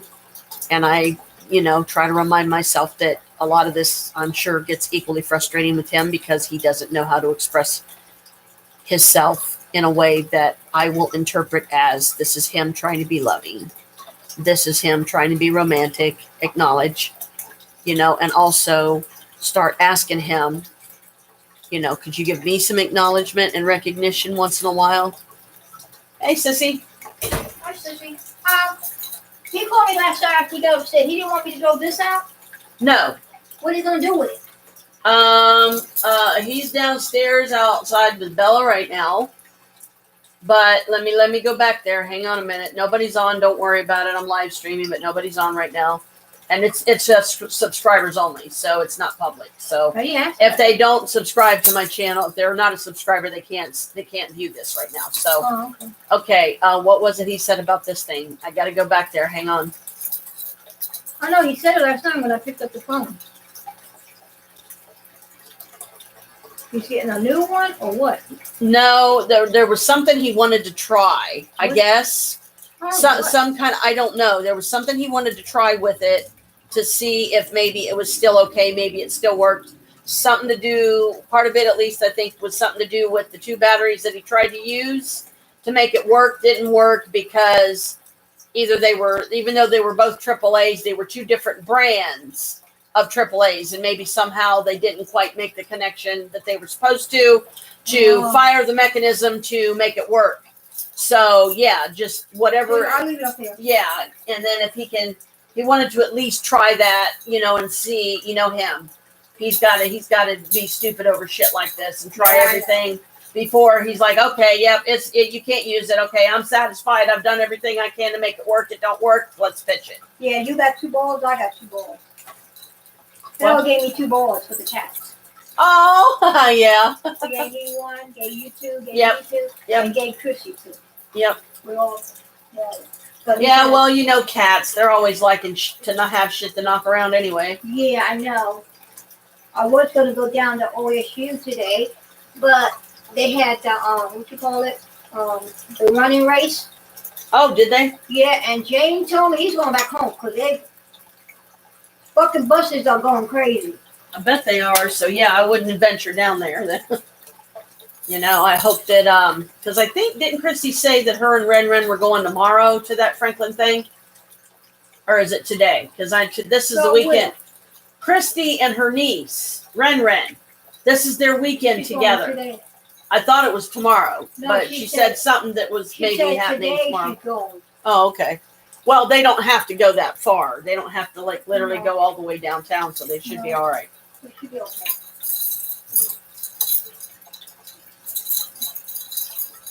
Goes all the down there, Broad Street. Oh, I bet it's a nightmare. It's all fucking blocked. Yep. And I was gonna get ready to go down there this morning. I said, "Oh shit, I'm not leaving." Nope.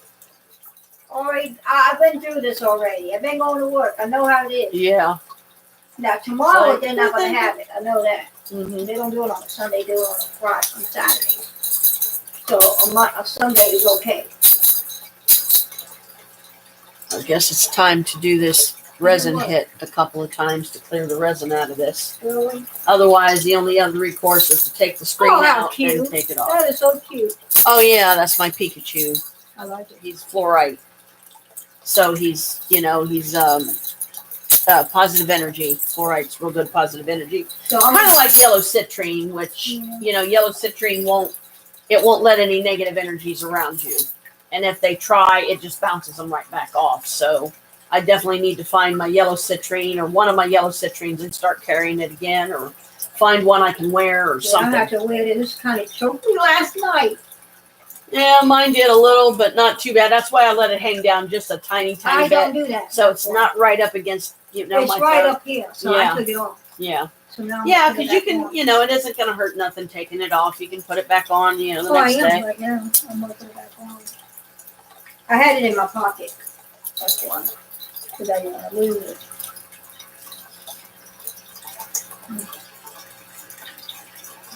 And everything's done. I did the floor and everything's done. You know? Good. Yeah. I did that early, so I said, "Fuck it, I'll do it early." So nobody can't track it, you know?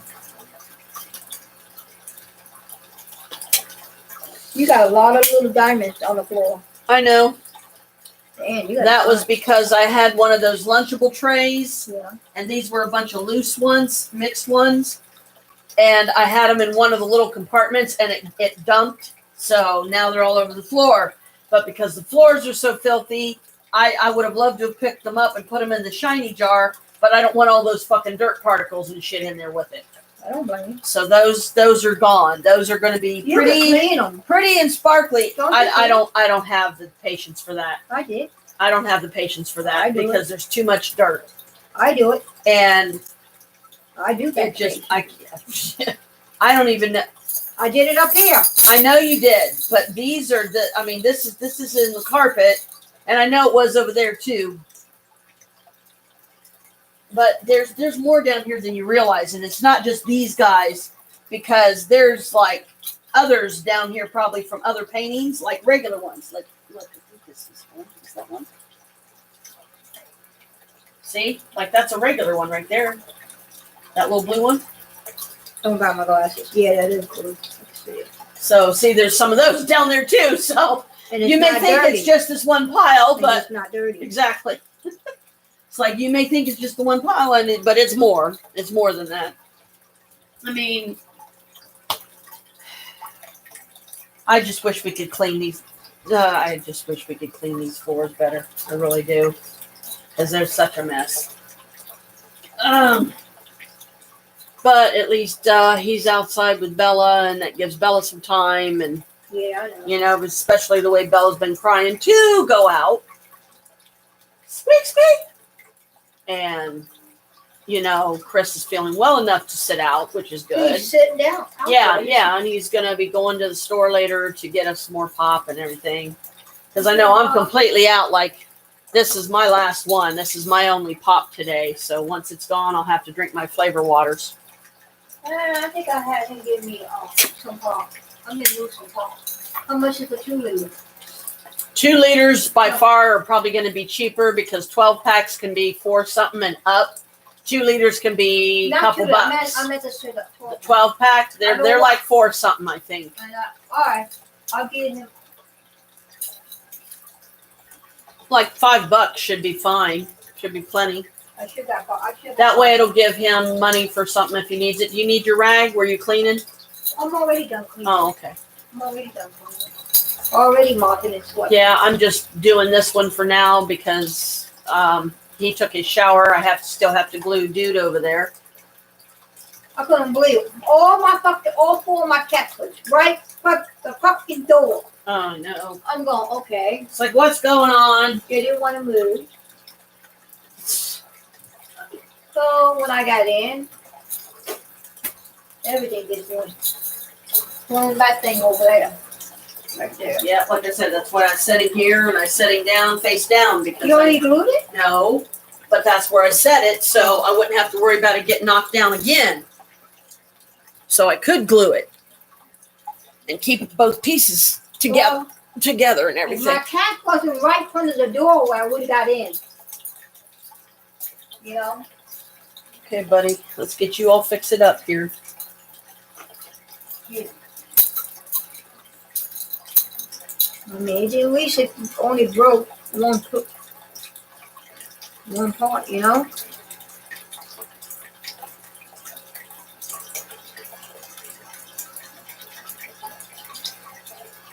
That's gonna take a while to be hard, right? I'll be back. Yep.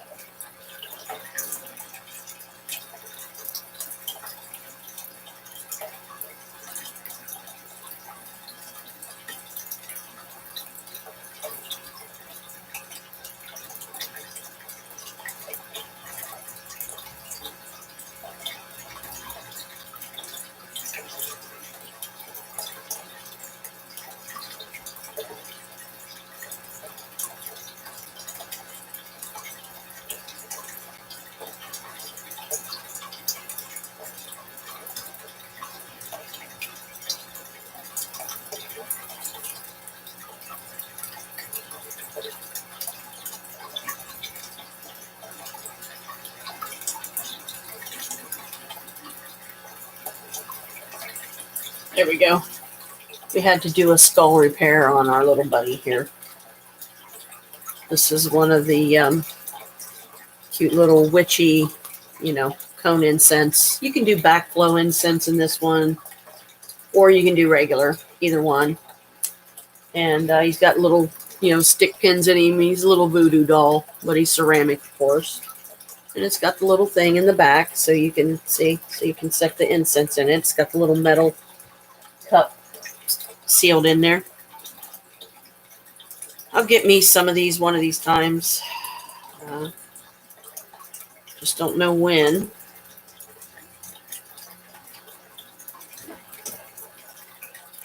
But he's all fixed now. And I always end up getting the glue on myself, of course.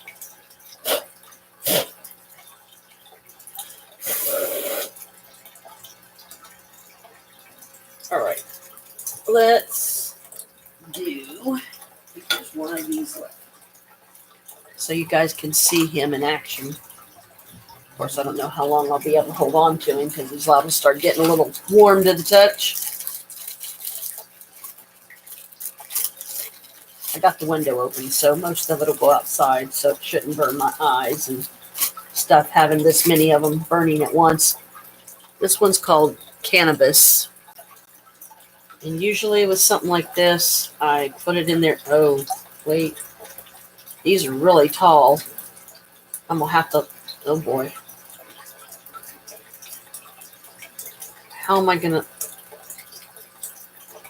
oh boy, this is going to be a challenge.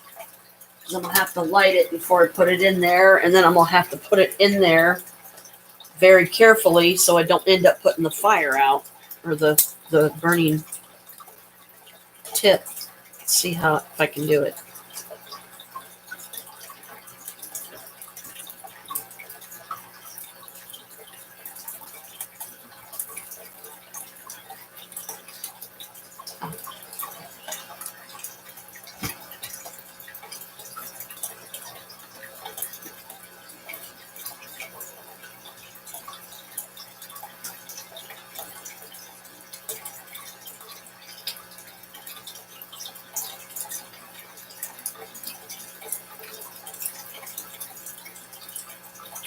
See? It comes out other places too, I think. Oh yeah, it comes out his eyes. There's 2 holes at the side of his mouth here. Comes out there too.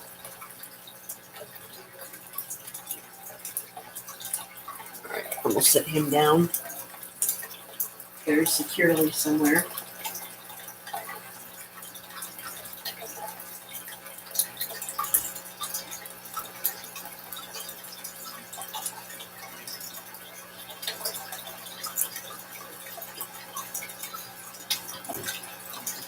He's still going.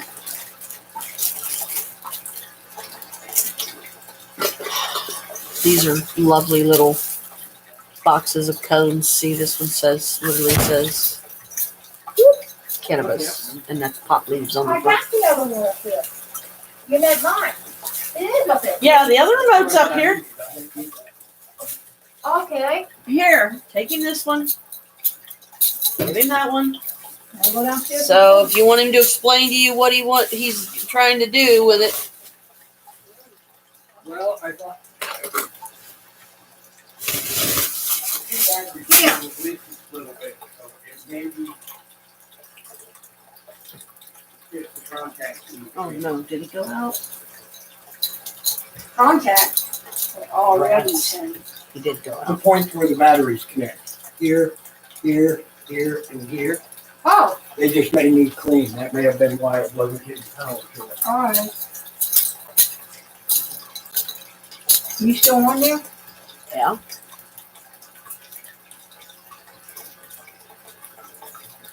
It is nice though.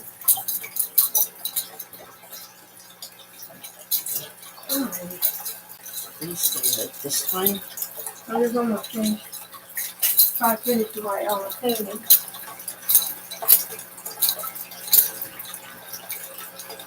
Hi, honey. He's all fixed now. but I'm burning my last cannabis in. Why do you should have waited till it dried, right? No, it shouldn't affect it because I did some of the glue on the outside. So it's just Oh. smoke. It shouldn't mess it up or anything. Now it's coming out of his eyes real good. Like it's supposed to. Maria likes it. My daughter likes that. Yep, they're cute. Yeah, that's kind of he said that's kind of scary. I said, how could you be scared? All it is an insect holder. Yeah, yep. Well, you want me to show you how it works? And once I put it up, turn it on, he selected it. Mm-hmm. It's coming out of his eyes. I told you. Yep. That's what it's supposed to. Comes out of his eyes and it comes out of the two corners in his mouth for Yeah. sure because it's designed to do that. I think it's cool and witchy. I do too. What? Oh, When you go back down, go ahead and take that one down with you, just in case. Yeah, take that one and use it. Keep a hold of it until we for sure if he can fix this one or if it's fixable. Or until we get you the one. Whichever. Yeah. Actually, you can keep that one, period. actually, I do like it. Now, Funny, when you get hold down it. there, just use the power button or the channel button. That's how I do. Just try to see if you can see if it works. If it doesn't, I'm gonna turn it off, okay, and I'm gonna turn it back on, and then I'm gonna see and if I it can doesn't change work, you can use that one Okay. to do it. I just locked my door. No, I'm not gonna do that.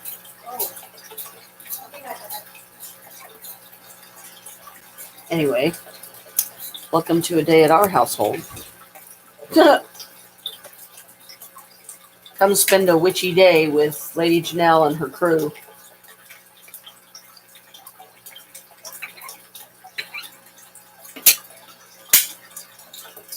It gets down to where it's hardly coming through the straw part. Last drink, I take the lid off to drink it because it's the only way to get it.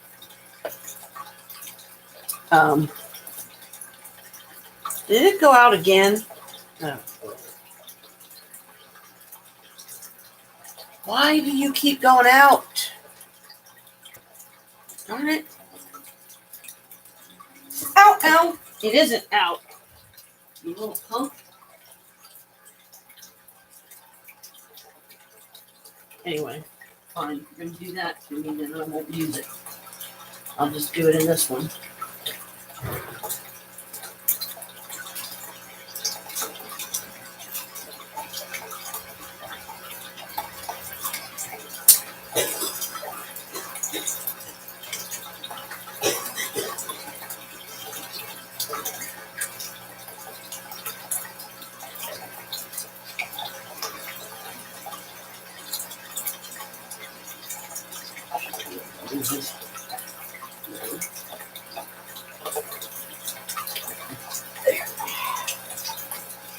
The cone kept going out in Voodoo Lou, so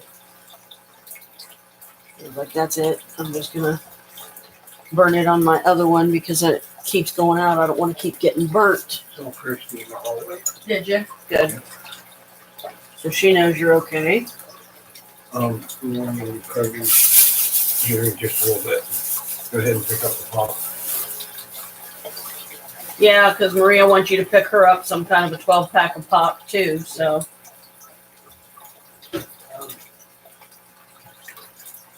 I'm also going to check and see if they have the Johnny Waters ready yet. If they do, I'm going to pick it up and that'll be dinner tonight. good. Make the garlic bread with it because we didn't get to do that with the lasagna. Almost afraid to try because that's what I was getting ready to do. As soon as I finished that cigarette, I was going to pull out the garlic bread. Hey, Boo. Hi. This is Boo. Boo, baby. Boo, baby. Hello.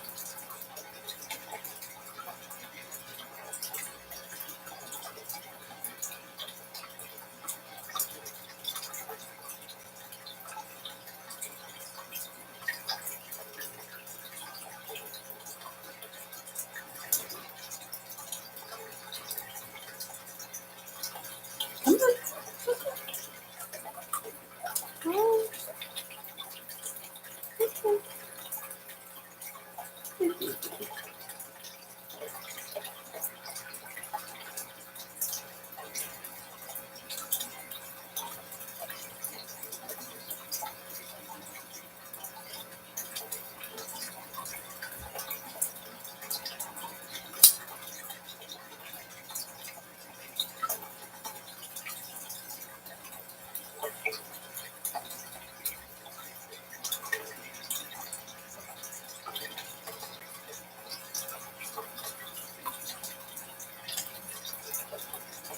Who's walking across my lap?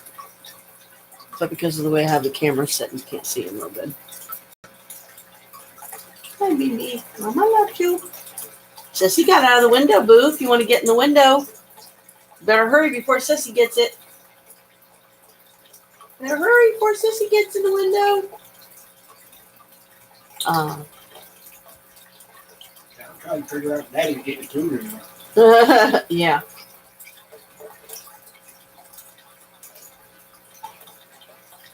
Anyway,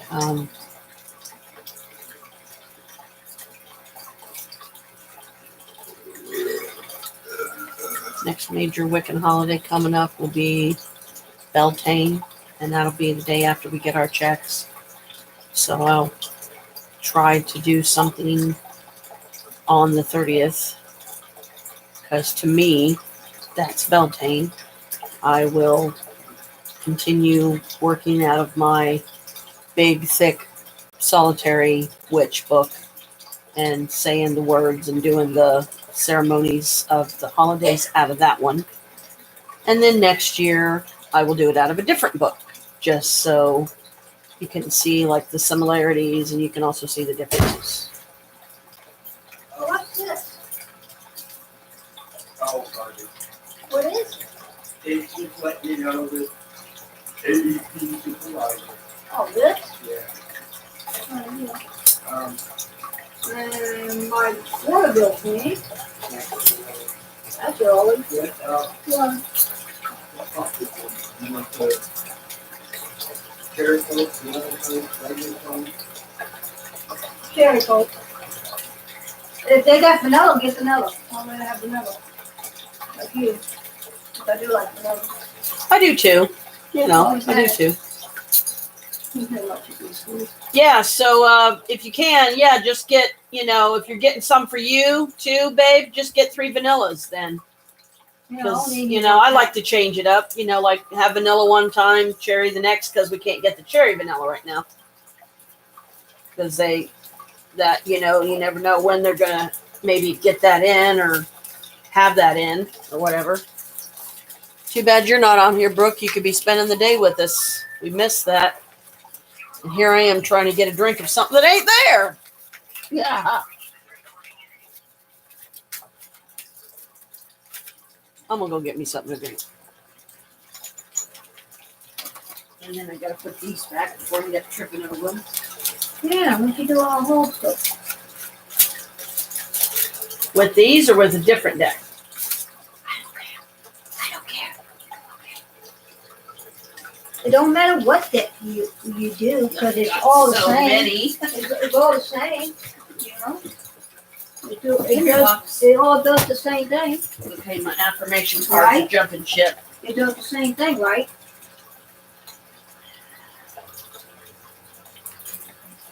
Chris, are you on the phone? Yes, he is. Oh, is it?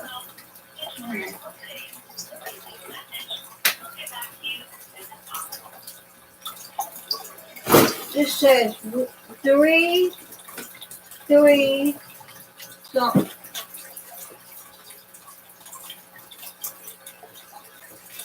Yeah, let's get these guys. Get them in order.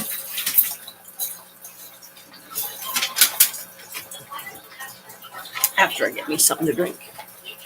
Self-Love, Nightmare Before Christmas, and Halloween Tarot this time.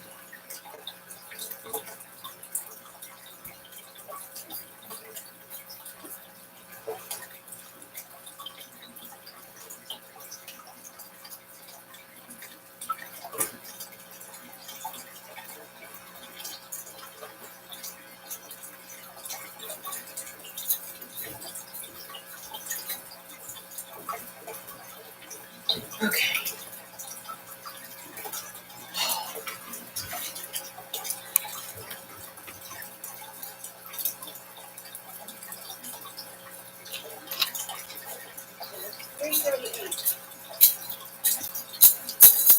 That says that? I think that's what it says. But look for me.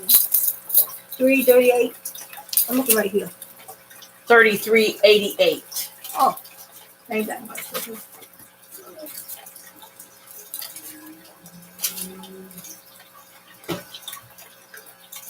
Oh, my shoulder been hurting lately.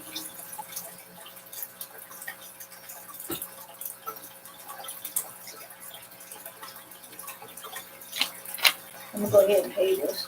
Because I know it's already paid.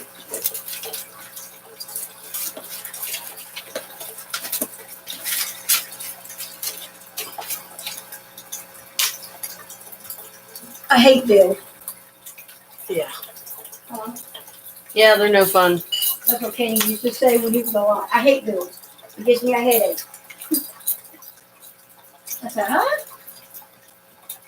I hate bills. It gets me a headache. I said, you do it every year, every month. He said, I know, still hate it. Now I know what he meant when he said that. Mm-hmm. Okay. All right. What are you gonna do now? Oh, you doing that one? Okay. Haven't done it in a while. I got 2 phones. I feel like a fucking executive. Uh-huh. Business phone and my regular phone. All right, I'll be back. Okay.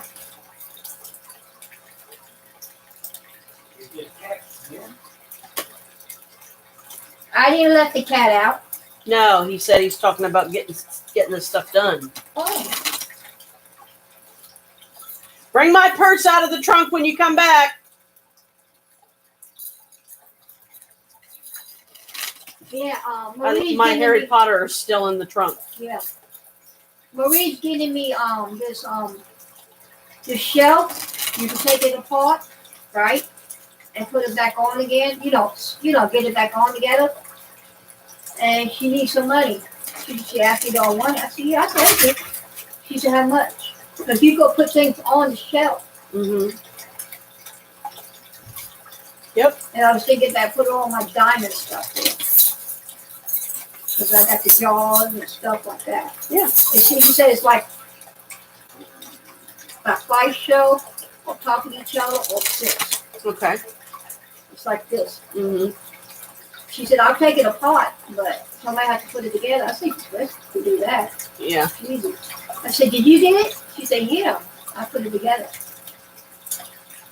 What single card daily message does this deck have for me today?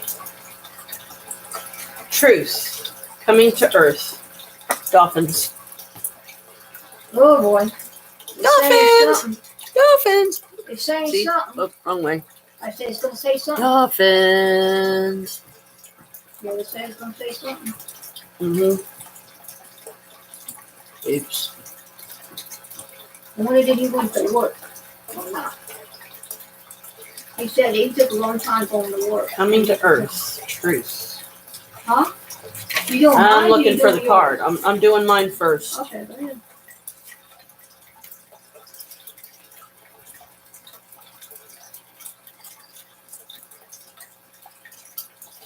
'89.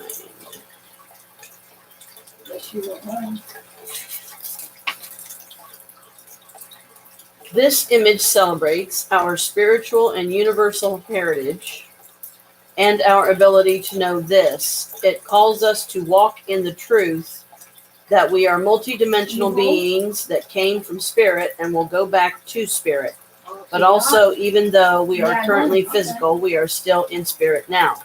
Every few hours during this day, stop and reflect on all living things that are around you. Give respect and knowing that all is of the divine. It contains the Creator's energy that holds every atom in the whole universe in pure working perfection. Special message. You are being inspired Yeah. to know that God Goddess is all and all is God Goddess. We are in the eternal moment of now. Divine is what we have. Now is divine. That's really pretty. I'll call you later then, okay?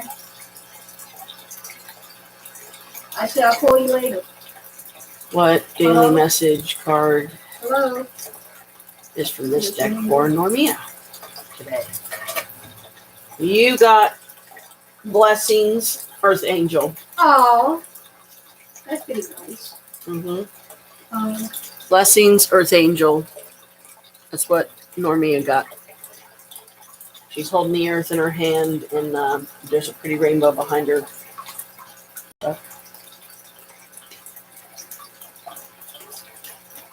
I wish I could have bought that lady some of her portraits, but I didn't have anywhere.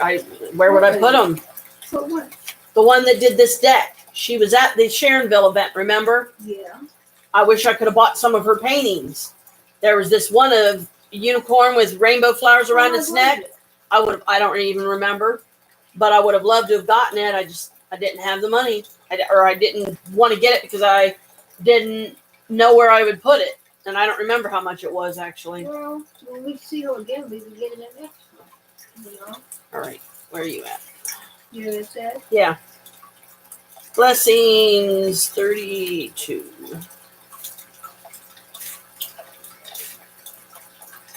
Here we go. This image celebrates love and gratitude for our planet and the delicate web of life that is the intricate and vital structure of all of creation. From the tiniest subatomic particle to the vastness of the universe, it calls us to honor and respect this miracle and to do our part to be in divine harmony with it. Make a point to celebrate the earth today. Be grateful for the seasons and the divine orchestration in all things. Send a silent thank you for the clouds, the trees, and the grasses. Take a little walk, and with each step, say thank you, Creator, for all the things you observe, even the littlest bee that pollinates the flowers. Special message. You are inspired not to take the wonderful things in your life for granted. Look at a specific relationship or blessing you may be overlooking. Flood it with appreciation. That's great. Maybe we should take a walk, me and you. Get out. Today's a nice out for it. You know that? Yeah. But Chris ain't gonna be up to it. No, but doesn't mean that we can't try to like plan one here soon, or if it's you're not sure what the weather's going to be like, you can always find a place inside where you can walk, like go to I would say the mall or something maybe, but because there's outside areas you can walk. You go sit by the fountain, and stuff, which is fun to do. Okay, let's see what the Halloween deck has to say.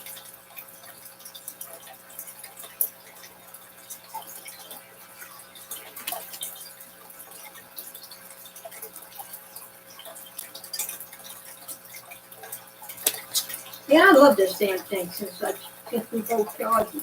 Yep. You can feel it. Mm-hmm. My hand gets warm.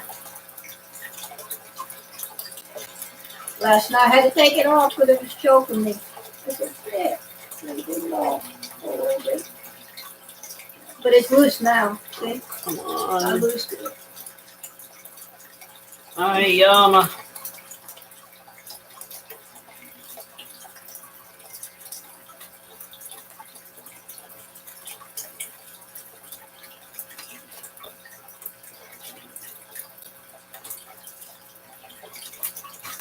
You gonna try that one now? Yeah, but somehow they got where some of them are turned upside down. How that happened? I have no idea. If I did it, I don't remember doing it.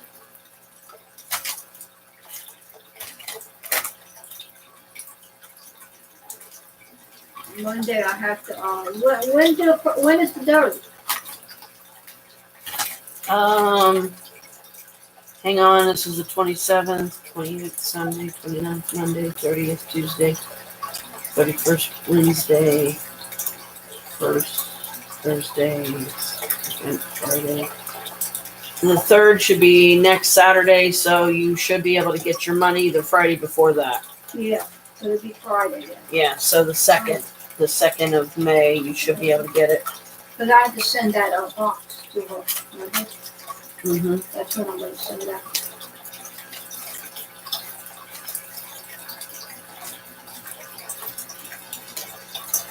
That's the bag I was telling you should have took with you. The rest stuff, you know? Huh? The rest stuff, you should have took that bag. The Capricorn boss of the. I did. You I did? took it, yeah. But you said you bought another bag. There's other bags inside of it.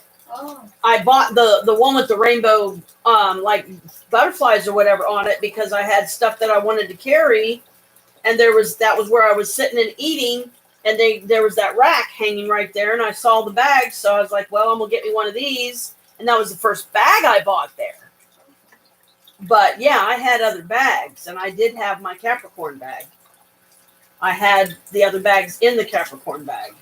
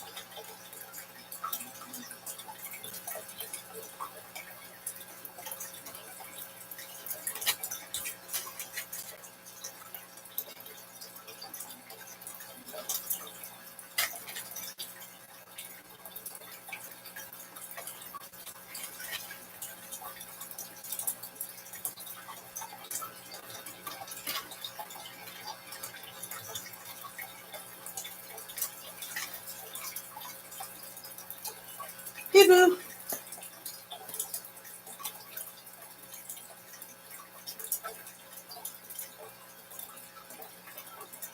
What 3-card message does this deck have for me today?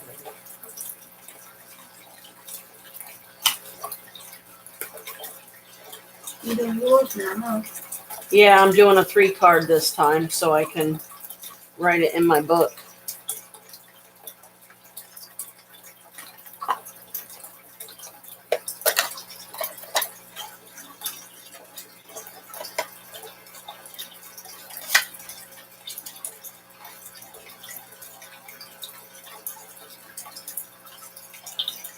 Seven of pumpkins. 2 of pumpkins. 10 of ghosts.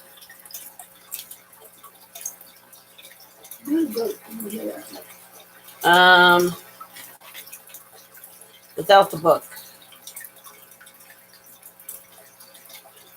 Something coming to harvest.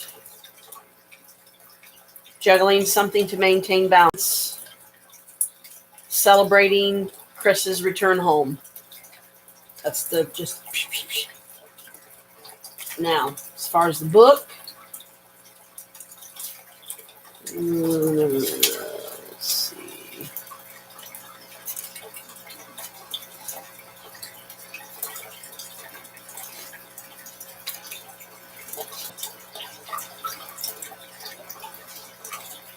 Seven of pumpkins.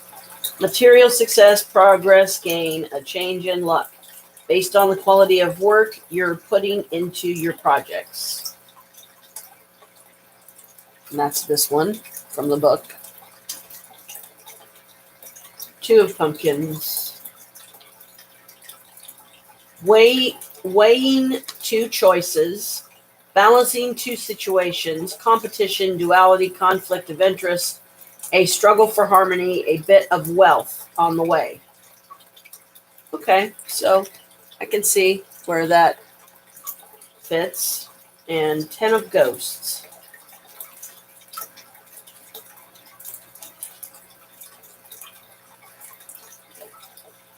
Lasting happiness, bliss, a passion for life, great friendship, great love. So yep, that's fitting. Um,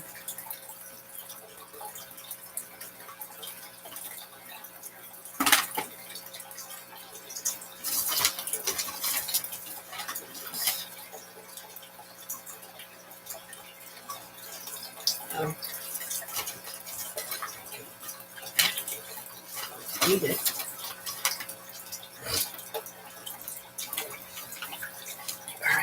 All right.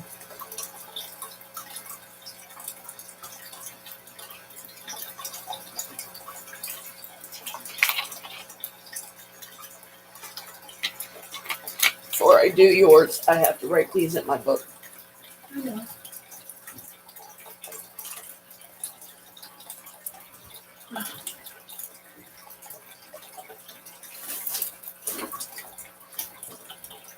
What's in there, old calls? Not all of them, but this is where I keep my book. My book of shadows from the magical crafting witch that I watch on YouTube. And this is the 3-card tarot book that Brooke got me. So it can only do 3-card.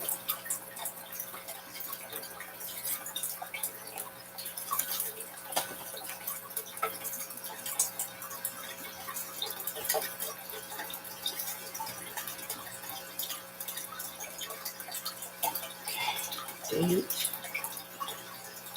4, 7, 4.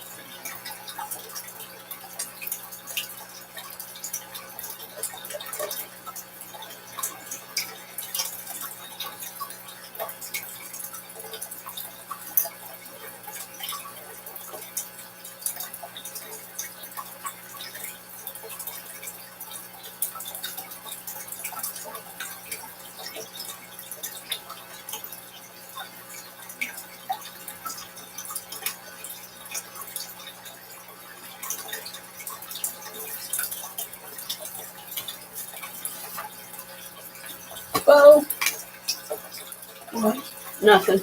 Just my cards. I almost fell on the floor. I just wrote down the pertinent information for the 3 card, but I'll do the 1 card if you want to for you. Get these guys out of the way. But I just can't put the 1 card in the book because it's only for a 3 card. Yeah.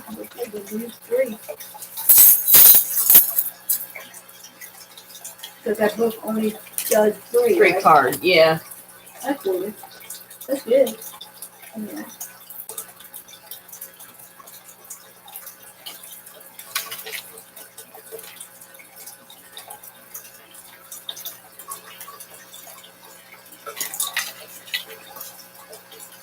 This must be feeling a lot better.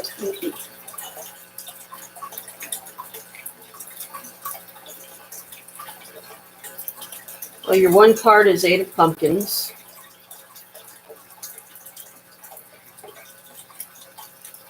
Your 3 card is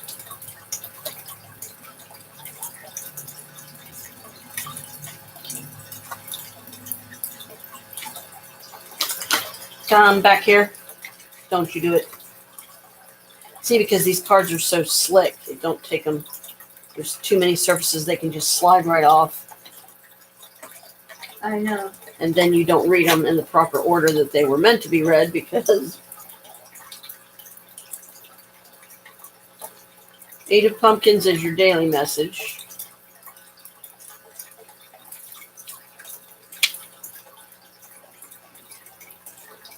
Pleasure in work, the beginning of a profitable undertaking or apprenticeship, handiwork, and the arts, completion of a cycle. Whatever. Yeah, so that's your daily I mean, whatever message, that meant. right? Whatever it meant. I mean, And your 3 card is the Hierophant, so the high priest, basically. 4 of pumpkins, planting, and King of Bats. Hierophant. Being bound by the outer trappings of religion and societal expectations, a strong need for the approval of others, conformity. So I guess maybe what it's saying is don't feel like you have to conform to a certain way. Do what feels right to you. 4 pumpkins.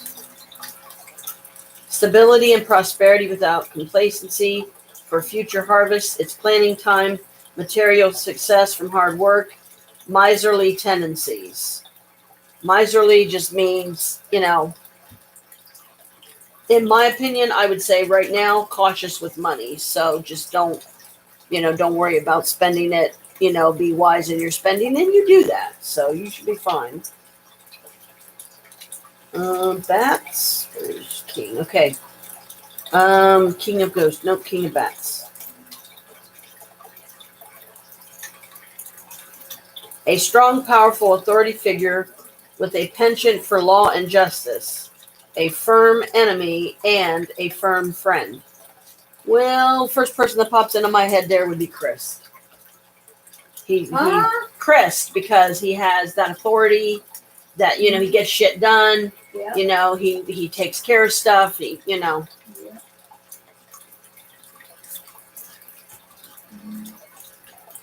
How you doing today, better? Seems to be. Seems to be, he's feeling well enough to sit outside. He's feeling well enough to, Do whatever. yeah, just do his normal everyday stuff.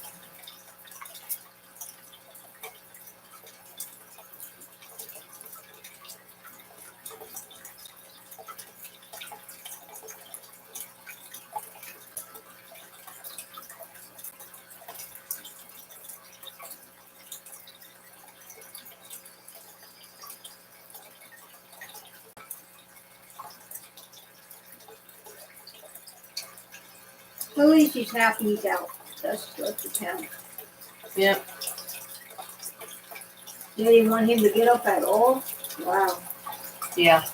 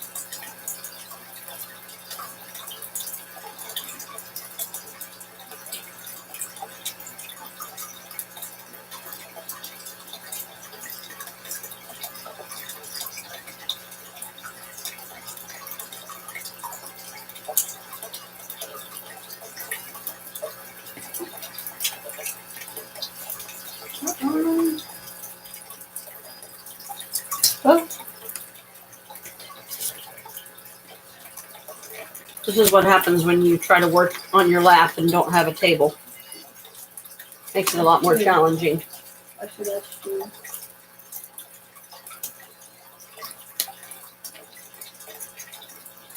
Whoops. Forgot these guys.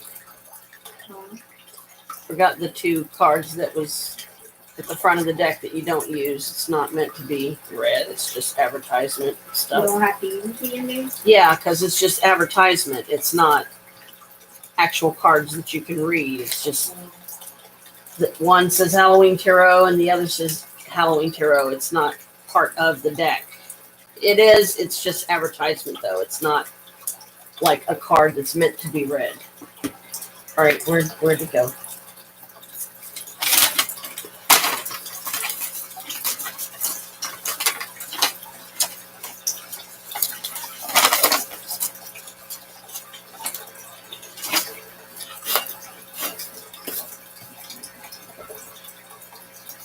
Nightmare Before Christmas.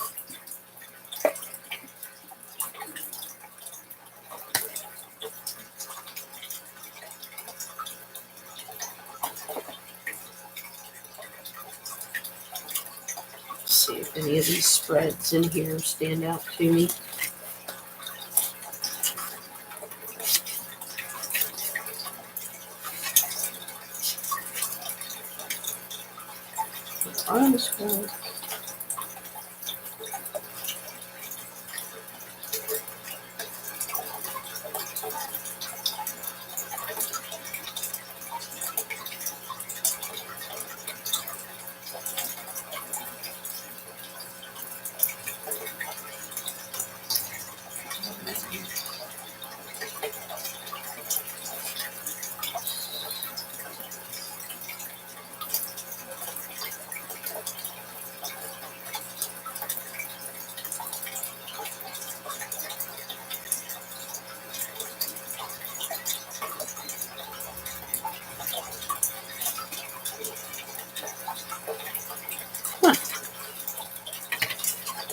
I haven't done this one yet. What? It's a 3 card with the Nightmare Before Christmas deck called Eureka. This simple tarot spread will help inspire you when you're feeling stuck in a rut or bored with routine. Whether your Eureka moment involves an exciting quest to take over Christmas or something a little less dramatic and harrowing, this tarot spread will stimulate your imagination. First card is Lament. This card represents the aspect of your current situation that needs to change in order for you to feel more creative and energized. It shows why you're feeling a little uninspired. Card 2 is Eureka. This card represents the nature of your next creative epiphany. Card 3, Sandy Claus. This card gives you a peek into the future by showing you where your big Eureka moment will take you.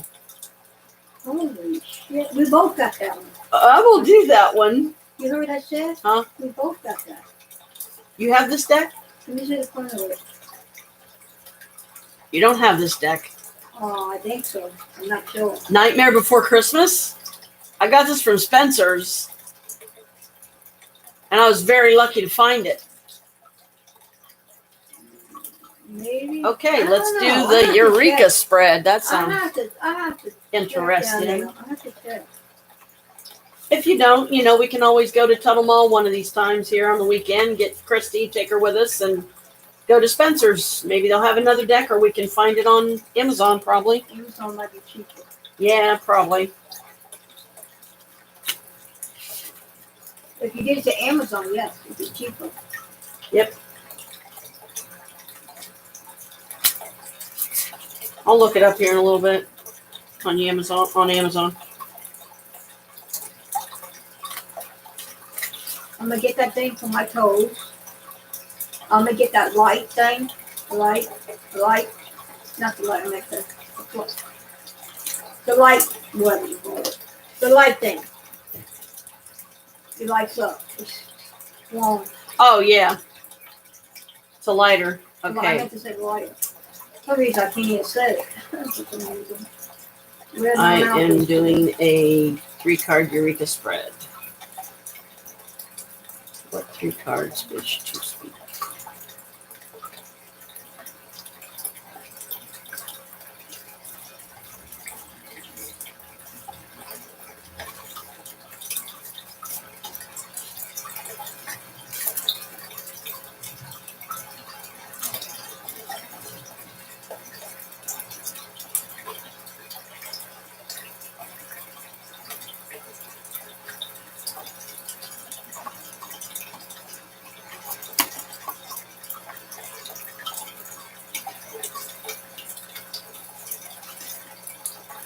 Two of potions.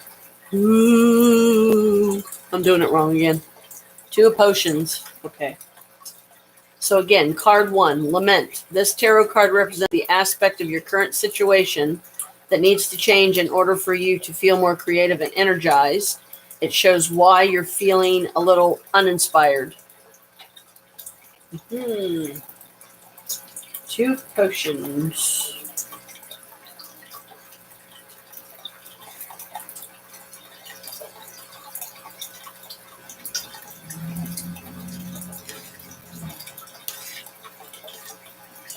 Candles, needles, presents. Okay. Potions is obviously the last. Here we go.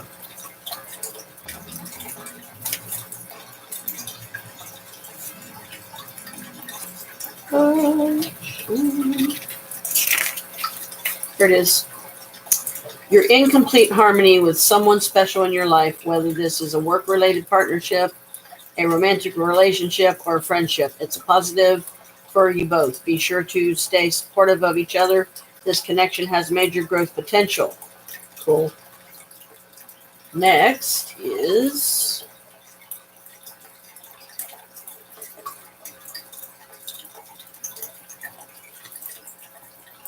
the world. Woo, this is where Jack goes into the forest and finds all the other places. Yeah, he finds Christmas. He finds Christmas and goes stupid. Yeah.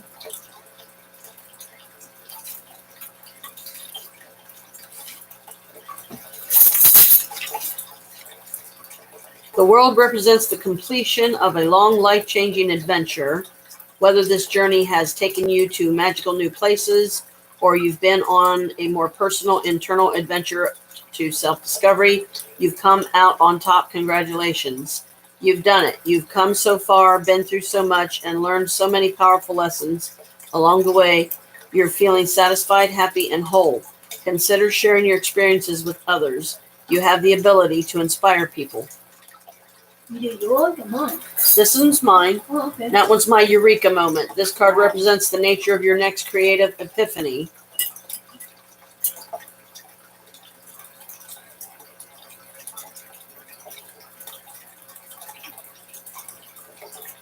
Okay. So that's the second one. And last, Six of Needles. And look who it is. Who is it? Sally. Who is it? Oh. And this one is my Sandy Claus. This card gives you a peek into the future by showing you where your big eureka moment will take you. This should be interesting. Yeah, it's good, huh? Okay, that's candles. We need needles.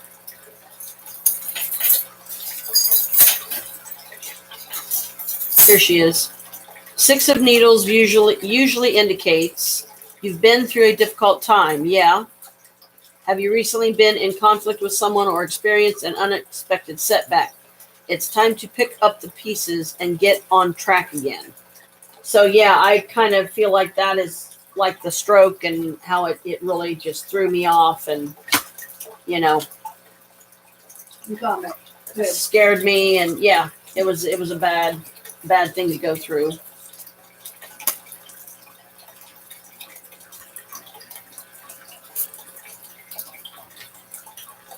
I wonder what you thinking about now if we move. Oh, wait. Well, I put that in the live earlier. I said simply, and I don't know if he picked up on it or not, but I hope he did, and I hope he's considering it. It's like, you know, I'm not so sure it's a good idea to be moving 4 hours away. What did it say? He hasn't answered or responded in either way, so. Oh, boy. He's not answering you. Yeah. Right? Or he didn't hear. One or the other.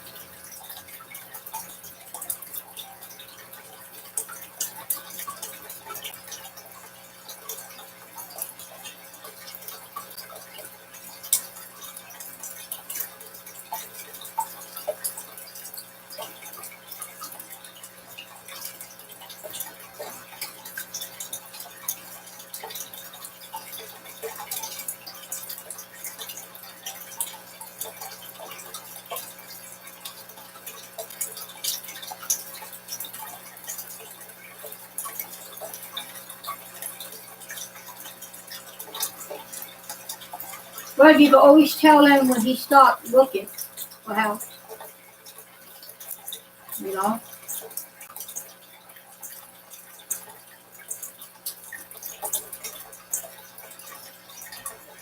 Did you learn it? Mm-hmm. When he stopped really looking, you know? Yeah. That's when you tell him.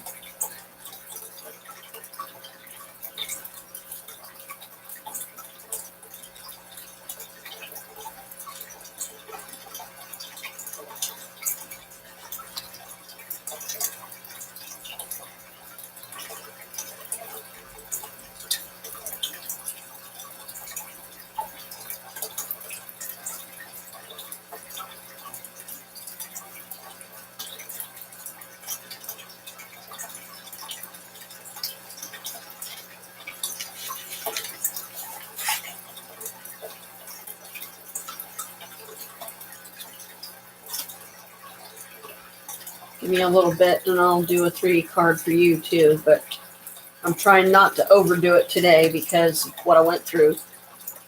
I'm still recovering, myself. I'm okay, but remember sometimes it tends to take me a bit longer. I mean, I'm learning to make that happen quicker, but I also, in so doing, I'm learning my limits and trying to work within them.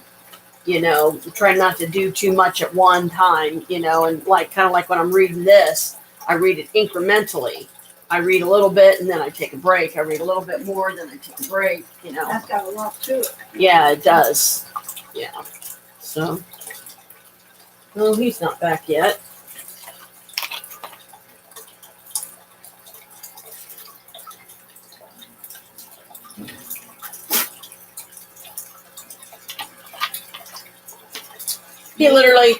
He thought I had 4 bottles of water in there. I'm like, no. I said 2 of them are my flavor waters. Thank you very much.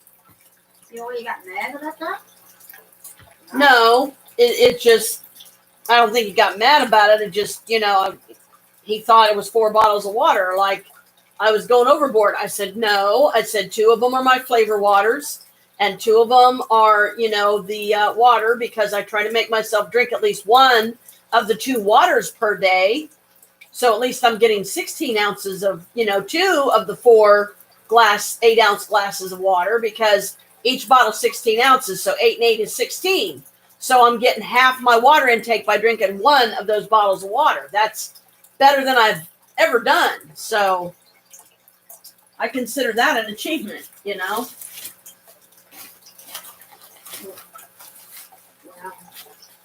He must don't like a lot of water. A lot of shit in sugar. Yeah, he don't when he feels like I'm doing too many, or just like the same thing with like when I had like several like glasses and stuff in the freezer and everything, because I wanted to be able to drink my stuff cold. He complained about that, or it irritated him or agitated him or whatever. Damn. And it's like, look, I'm not trying to irritate you. I'm not trying to agitate you, but you're in turn equally frustrating, irritating, and agitating me, because you're expecting me to act a certain way to please you. And that's not fair to me.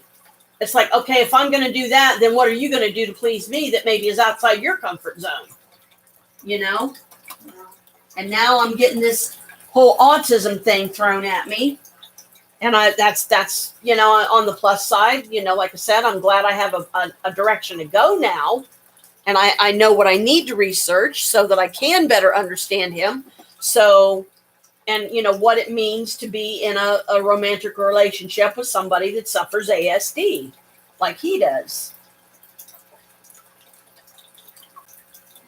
Yeah. Yep. I guess it's just the way, like you said, the way he is. And he's never gonna change that. Yeah, and when I did the spell of the day, Yeah. it's a true love or new love spell. Yeah. And I told people before I said it, I said, I'm warning you now. I said, be careful what you wish for, because you may end up opening a can of worms you don't want. And then once you do, you can't put them back in that damn jar. You can try, but it ain't going to work. And what I was referring to was You know, when I did the True Love Come to Me spell to bring Krist into my life, it brought me a true love, but look at the price I paid for it. All his health issues, the fact that he's a smoker, the fact that he likes his fucking beer, you know, and I can't stand it. I despise it. I don't want the shit in my house. I don't want it in my fridge, but I have to compromise. I have to let him have it because it helps him to relax, and he knows not to drink it stupidly so that he becomes an asshole, because he can very quickly become a mean drunk. And I don't care to go through that again. I can have other types of alcohol in the house because it's the alcohol he don't like and he don't touch. But when he has his beer, do you ever see me drinking any of it? No, because I think the shit's nasty. I cannot stand the taste of beer. I don't care what kind of beer it is. I don't like beer either. I do. I think it's nasty too. You know, give me my mixed drinks. Give me my wine coolers. Okay. Beer? Hell no. The shit is nasty. I think it stinks. Yeah, to me it's like fucking stale piss. And I don't want to fucking smell like that. Kenny loved his beer. You know? Well, at least he chose that instead of hard liquor. So when he used to drink hard liquor, I heard, he was a mean motherfucker. He actually took his brother's baby brother, I think it was Earl, if I remember right. He punched Earl dead in the fucking face. Yeah. Kaboom! I said, why did you do that? And Earl's like, what the fuck, dude? Earl didn't do nothing. What did I do? He didn't do nothing. Yeah, that's what I mean. He said something to his brother, his big brother. He said something to Kenny, and Kenny just took off and punched him. And you want to know something? He did not remember the next day, and I told him. I said, do you know what you did to your brother? He goes, no, what do you mean? I said, you punched the fuck out of him for no reason. He came up to you and started talking to you, and all you did, you backed your hand back, and you went kaboom right to his face. He goes, oh shit, did I really do that? I said, yes, you did. Oh, yes, you did. You actually punched the fuck out of him. And if I remember right, he had a black eye too, if I remember right. And another thing too that I got to remember to do at some point, this is kind of in that same realm, but it has nothing to do with beer. Daryl, one day when he was up here with the pre-roll and he was smoking it with me, Daryl, yeah. Okay. Chris was in the kitchen. And he went in and he tried to force it on Chris. You know, he said, here, man, he sort of hit this a couple times and I'll never bother you again. I'll never ask you again. Chris was getting pissed at him because Chris don't want the shit and he don't like it being thrust in his face when he don't want it. So I'm going to have to tell Daryl, man, don't do that. Okay. Not to be a bitch, but don't do that because all you're going to do is piss him off. He don't want to smoke the shit. He wants nothing to do with it. Don't fucking do it, okay? If you're going to smoke it in here, I know you meant no harm, but please don't do it because he don't like it. And all you're going to do is piss him off. Yeah, you will. You know, because he's autistic, so don't fuck with him like that. Because you might think it's funny, but to him it's not. It's not funny. And if you want to be able to continue coming up here and smoking with me, don't be doing shit like that or he's going to get pissed off and then I'm going to have to ask you to leave. What he said? I'm not going to say that. I have to figure out how to word it. But that's what I'll be feeling. But I can't, I don't want to come across like a bitch. Just, hey, man, you know, hey, man, please don't do that. Don't offer, don't. He don't like it. He don't like shit being shoved in his face. And he certainly don't like stuff being forced on him. Even though you meant no harm. He considers it that. He just, please don't do it. He's autistic. He don't like stuff being shoved in his face and don't like feeling like somebody's forcing something on him in his own home, especially. But, you know, he don't want it. Don't offer it to him. If you want to keep, you know, being able to come up here and smoke, I will always smoke with you. You know, if you want somebody to smoke one with or burn one with, I will always burn one with you. I will gladly smoke one with you, even if I'm smoking a pipe myself. But there's some rules that you have to abide by or it's not going to work.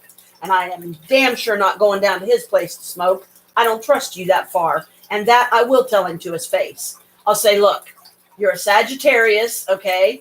Now, this may sound like I'm being discriminative and prejudiced, Daryl, but I'm not. I'm not looking for a fuck buddy. I am not a friends with benefits. I don't do that shit. I don't cheat on my man. Don't ever ask me to. Don't ever come on to me in such a way. And don't ever try to kiss me or try to make moves on me, because if you do, you're going to piss me off, and you don't want to piss me off. Trust me. Well, he found out when I told him. You know? Now I said when I knew he was going to do it sooner or later. But I told his ass. It's like, no, you don't. I don't want to kiss you. Why? Because I don't. It's like, you're not my boyfriend. I'm not interested in you that way. Fuck off. You know, leave me the hell alone. Yeah, that's me. For a while, he did not talk to me. Yeah. For a while. And see, that's what I mean. Guys like that, yeah, you have to be a bitch to them, because sometimes that's the only way they get it. And if that means they're going to be pissed at you for a while, so be it. I didn't care. You know, exactly. It's like, look, dude, I'm not here to please you. I'm not here to be your little slut bitch hoe. If you want a slut bitch hoe, I'm sure there's plenty of them running the streets. Go find one. Tell him, you want it? Go out there and get it. Go out and get it. You ain't getting it here, buddy. Okay. And if you want to have any kind of a friendship with me, you will never do anything like this again. And you will not bring up sexual related content and shit when you're in my presence, because I don't want to hear it. He funny. After a while, he apologized to me. Yeah. It took a while, but he did it. Yeah, because he realized he was in the wrong. Yeah, he told me that. He said, you know, and it's like, look, Daryl, you don't have any friends, or you don't have many friends. You know, if you really want to be any kind of a friend with us, then there's got to be some rules, buddy. There's got to be some rules. Some of those are, don't ever offer pot to Krist again. Don't ever try to force anything on him. I don't care what it is. He's not interested. Don't do it. If he wants it, he will come in and he'll partake of it himself. Okay? I don't even ask him to smoke with me, because I know it's pointless. He won't do it. He said, all the shit does to me is put me to sleep. And many times I've offered. When he couldn't go to sleep, it's like, well, smoke a bowl. He won't do it. So I just leave it alone. It's like, fine, if you want to drink your fucking beer instead and go to sleep, whatever, go, do it. Waiting for Robert. But I'm warning you, if you turn fucking asshole on me, I'm leaving. I'll either go down to Christie's if I think she might be home, or I'll go down to Maria's, and I'm not going to come back until you've either gone to bed or you're done being an ass. I'm waiting for Robert next. I'm going to tell his ass too. Well, you know, you can avoid it happening altogether by just simply, you know, without being, I mean, you don't have to be a bitch about it, but you have to be stern. Who's that? He's wanting help carrying stuff up. That's why he did that. He must want too much. Did he? Yeah, I don't know. We're coming. Hang on.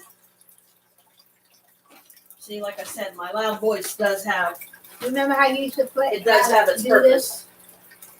No, How could you remember? No, I don't know how to do that.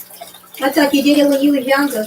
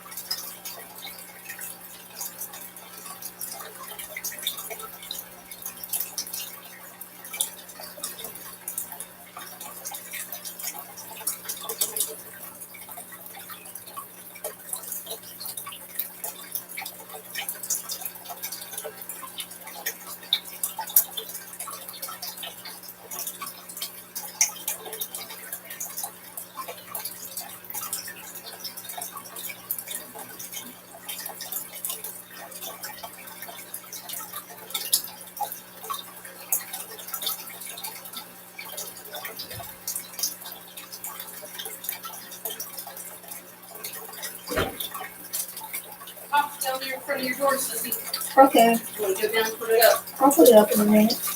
Nobody gonna get it. Ow. What do you want anyway? Let's see. Huh? You got some more candy, Okay. some brownies, some kind of brownie mix. And you got the grandma's chicken and vegetable bake. Ow. Oh.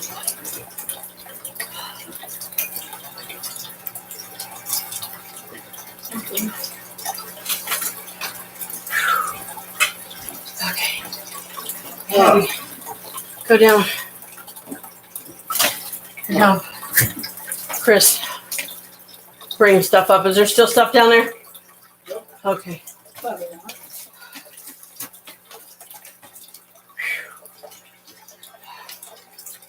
Man, just even carrying a case of pop, up the steps. Whew. For you or him?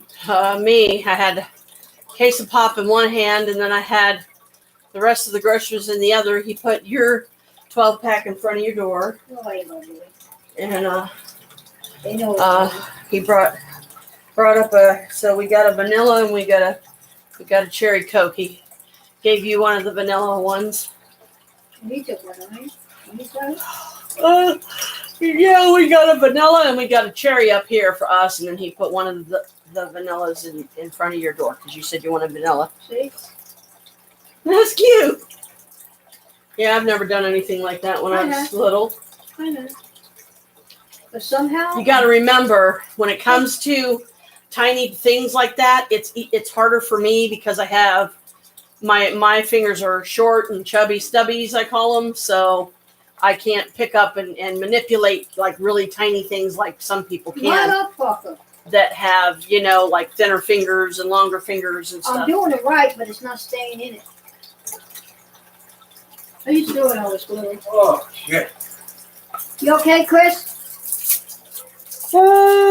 Oh, It's nice out. yep, it's pretty out. Hello. Is it? Me. I'm sweating just from that little bit. Wow.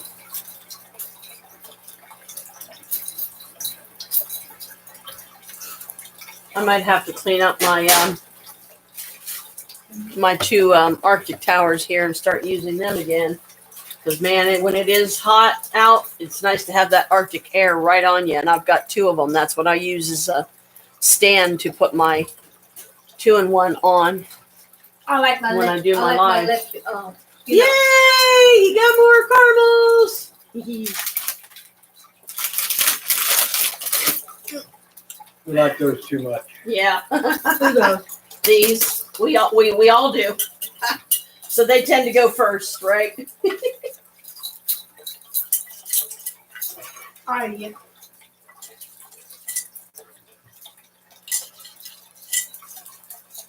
Well, I only took one, but that's all we had in there.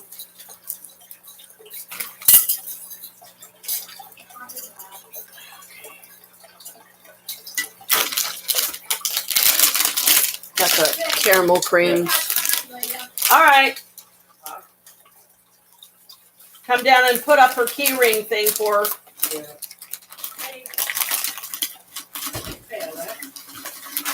Like you didn't want to run to that hall?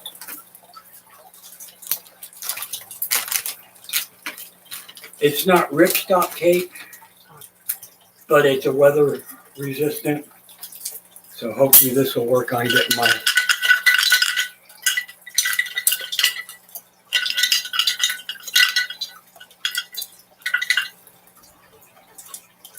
my cover back in decent shape.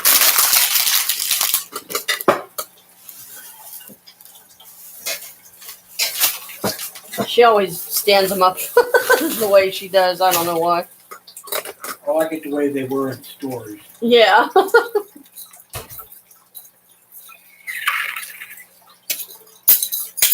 How's that good? Yeah, need that. Yeah, it goes in my Yeah, don't you shut up the water if you don't pay. Oh, baby. I said they can shut off the water if you don't pay. That's no biggie. You didn't pay for me. I love my hot water.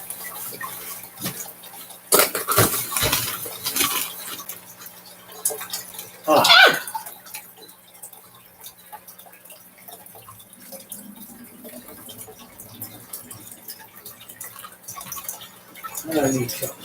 What's that?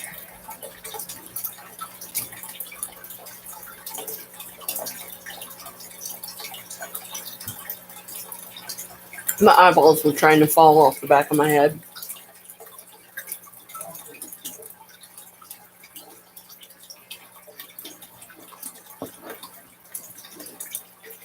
My Harry Potter purse. And yes, that's a little thing. It's supposed to be the Sorcerer's Stone.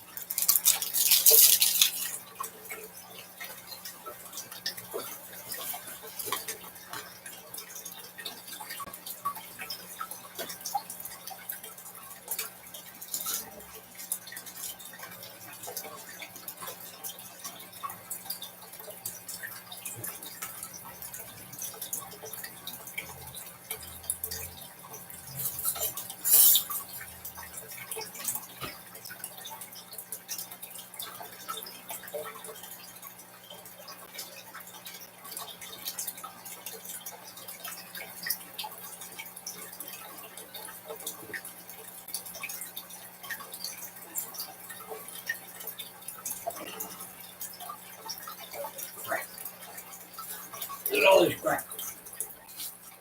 Mm-hmm.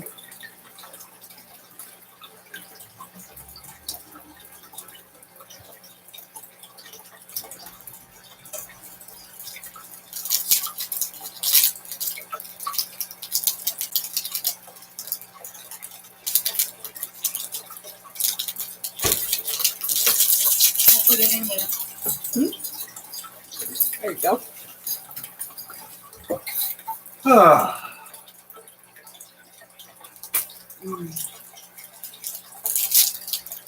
They survived one shower.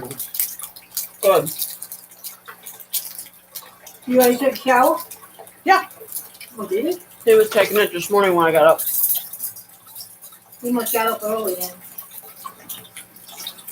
My usual 5:30. time. My usual time. His usual was 5:30. Mine was 9 something. That's how you got up when you was in the hospital, 5:32? First night, I don't know what time I got up and I didn't have a fucking clock. I know I just probably slept only about 2 or 3 hours at most. The second night, went to bed a little after 11:30, probably fell asleep about quarter after 12, and was up at 4 o'clock so they could take my blood pressure and all the other junk. And then 5 o'clock in the morning, I didn't get back to sleep, so they took me for the MRI at 5 o'clock in the morning. Damn! That's early. Mm-hmm. Yeah, I was pretty much up from then on. So I went to bed last night. That's early. That is early. Went to bed what, about 10:30? 11? Yeah. About 10:30. So I slept 12 more hours, so I'm pretty much caught up on all the sleep I lost.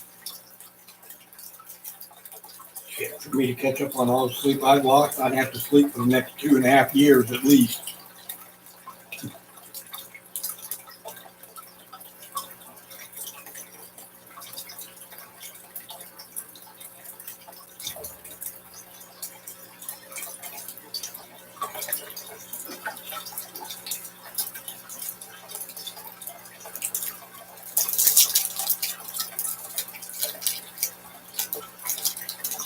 And then it smells like bleach. take a look at these things. See how it connects. Quarters. Did you try your remote? Yeah, they both work. That's what I thought. It was, What was it? the contacts were dirty. Okay. See, I knew it was So something. there wasn't, no electric was coming out of the battery into the system. Yeah, I couldn't remember. I knew it was something he wanted to do, and So, I went down there and watched TV. And you know what? Mhm. Because I always watch TV once I come from up here. Mhm. Always. Put it on my channel and I watch TV and then I'm out. Mhm. And then it don't take that long. I'm watching TV and I fall asleep. what's TV? Very funny. Don't make me hit you in the head What's with the these thing to remotes. get all the scratches out from my TV? I know I can get it out. Because they do got things for it. Yeah. Ziggy is fucking up that TV. Bad. I mean, I want to take it and wring off her ass. Ugh. She's the only one does it. The other three will not do it. It's just her, because the color's in there. In the TV, And sometimes it's certain things does it. produce movement, Yeah. especially if it's a mouse, like the little arrow that somebody's Uh-huh. doing on the screen. Uh-huh. Carmela's the same way. There's been a lot of times when he'd be in here doing something on this computer and have that screen up, and he'd be doing stuff on with the mouse, so the little arrow thing would be moving around. She's going like this, trying to get Yeah. it. I know. Mm-hmm. They like it. They like the color. That's like the it's the movement, Yeah. and that's like the laser light thing.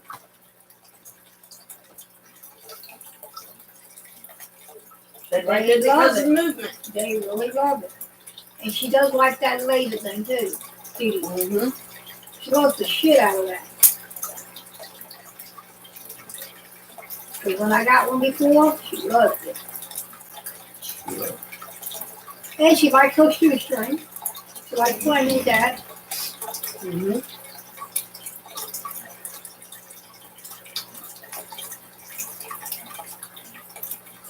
You didn't move to do an instance today, ain't you, girl?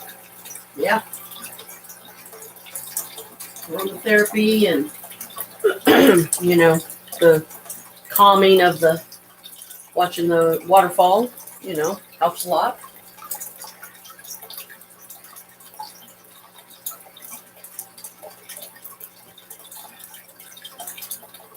Don't go out. Sometimes I have to fire these things up a couple times, get them to really go.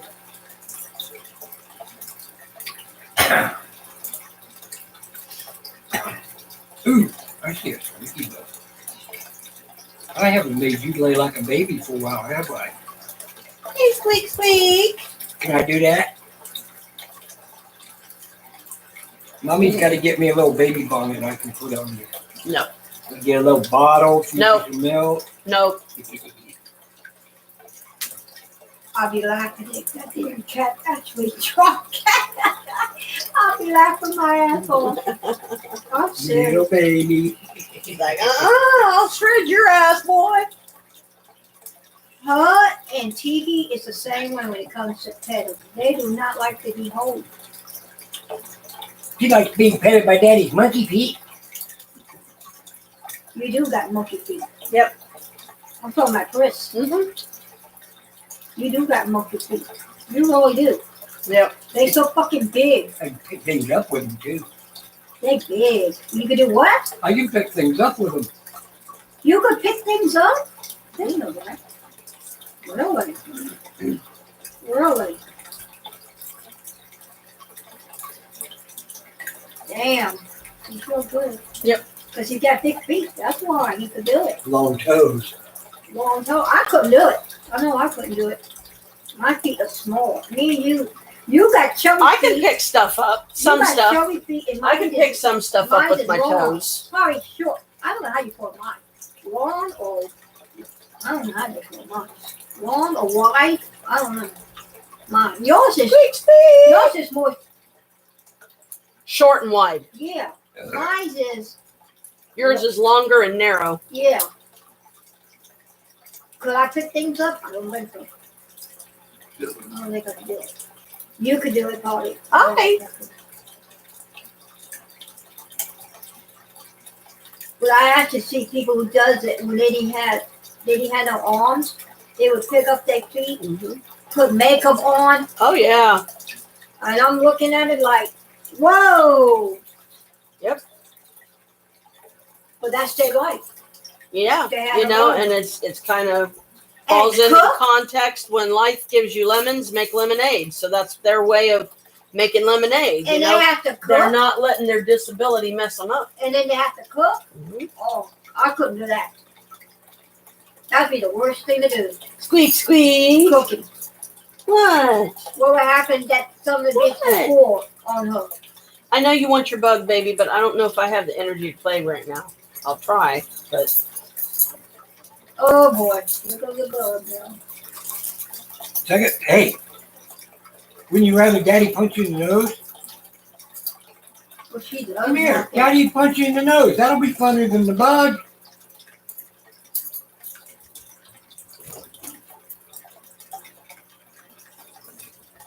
When you do it, she runs. I do it, she don't jump. She just sits there.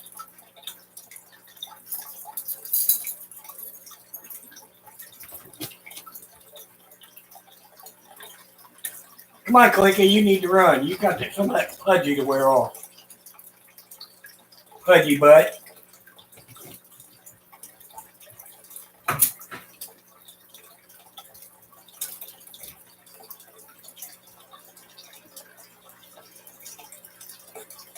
I don't know what it's doing herself.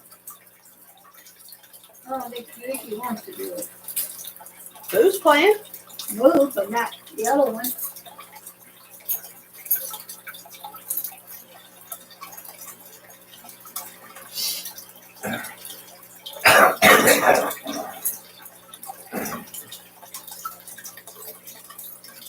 Oh, oh,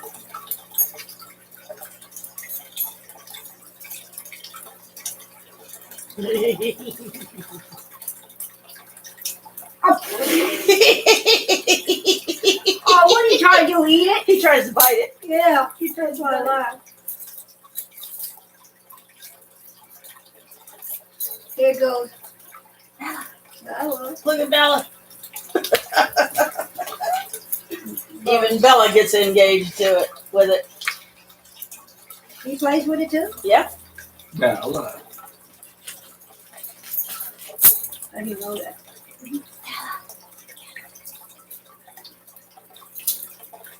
See? He's playing. He's playing. Look. Look, see.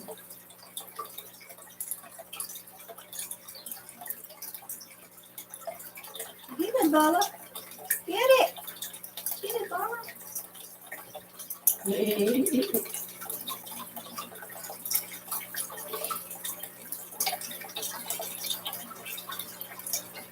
Moose, I ain't getting it now. I'm gonna lay in the corner.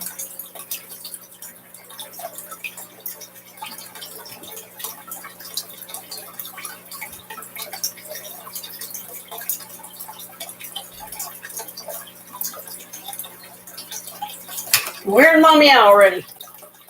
It does wear your hands out. Yeah. The muscles in your arms that you have to use to keep that button To hold it. pressed. Yeah. It really it does. It starts hurting like They should really find, fast. They should You they don't should like find this one. type of yogurt. It's got fruit in it. It's Maybe got you know what in who it? likes it. Fruit. It's got What kind fruit in is it. What kind is it? This one's peach. Oh, I had 2 strawberry, banana, 4 peach, 4 blueberries. I left that stuff alone because I wanted him to have it. I'll just find other stuff to munch. did you make your arms on them? Not yet, no. I'm gonna probably have that tonight. No, we'll have your grandma. Oh, that's right. We're having the grandma bake. Sorry. Okay. Look out, guys.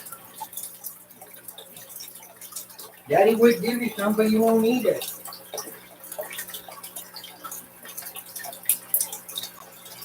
Whee! doesn't take much of that to do it.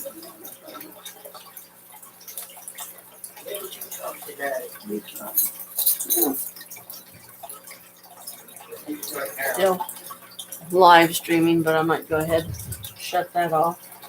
You're not doing it? No, I said I might go ahead and shut it off and work on some of my painting because I don't want to wait too long and not work on it because then it'll sit there for months before I'll touch it again. So, anyway, is somebody knocking? I don't know.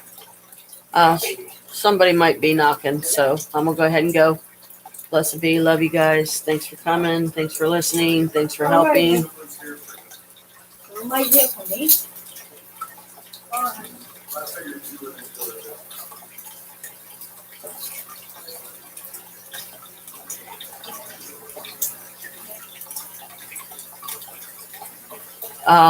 And you know that everything's okay now. It's pretty much back to what we consider normal.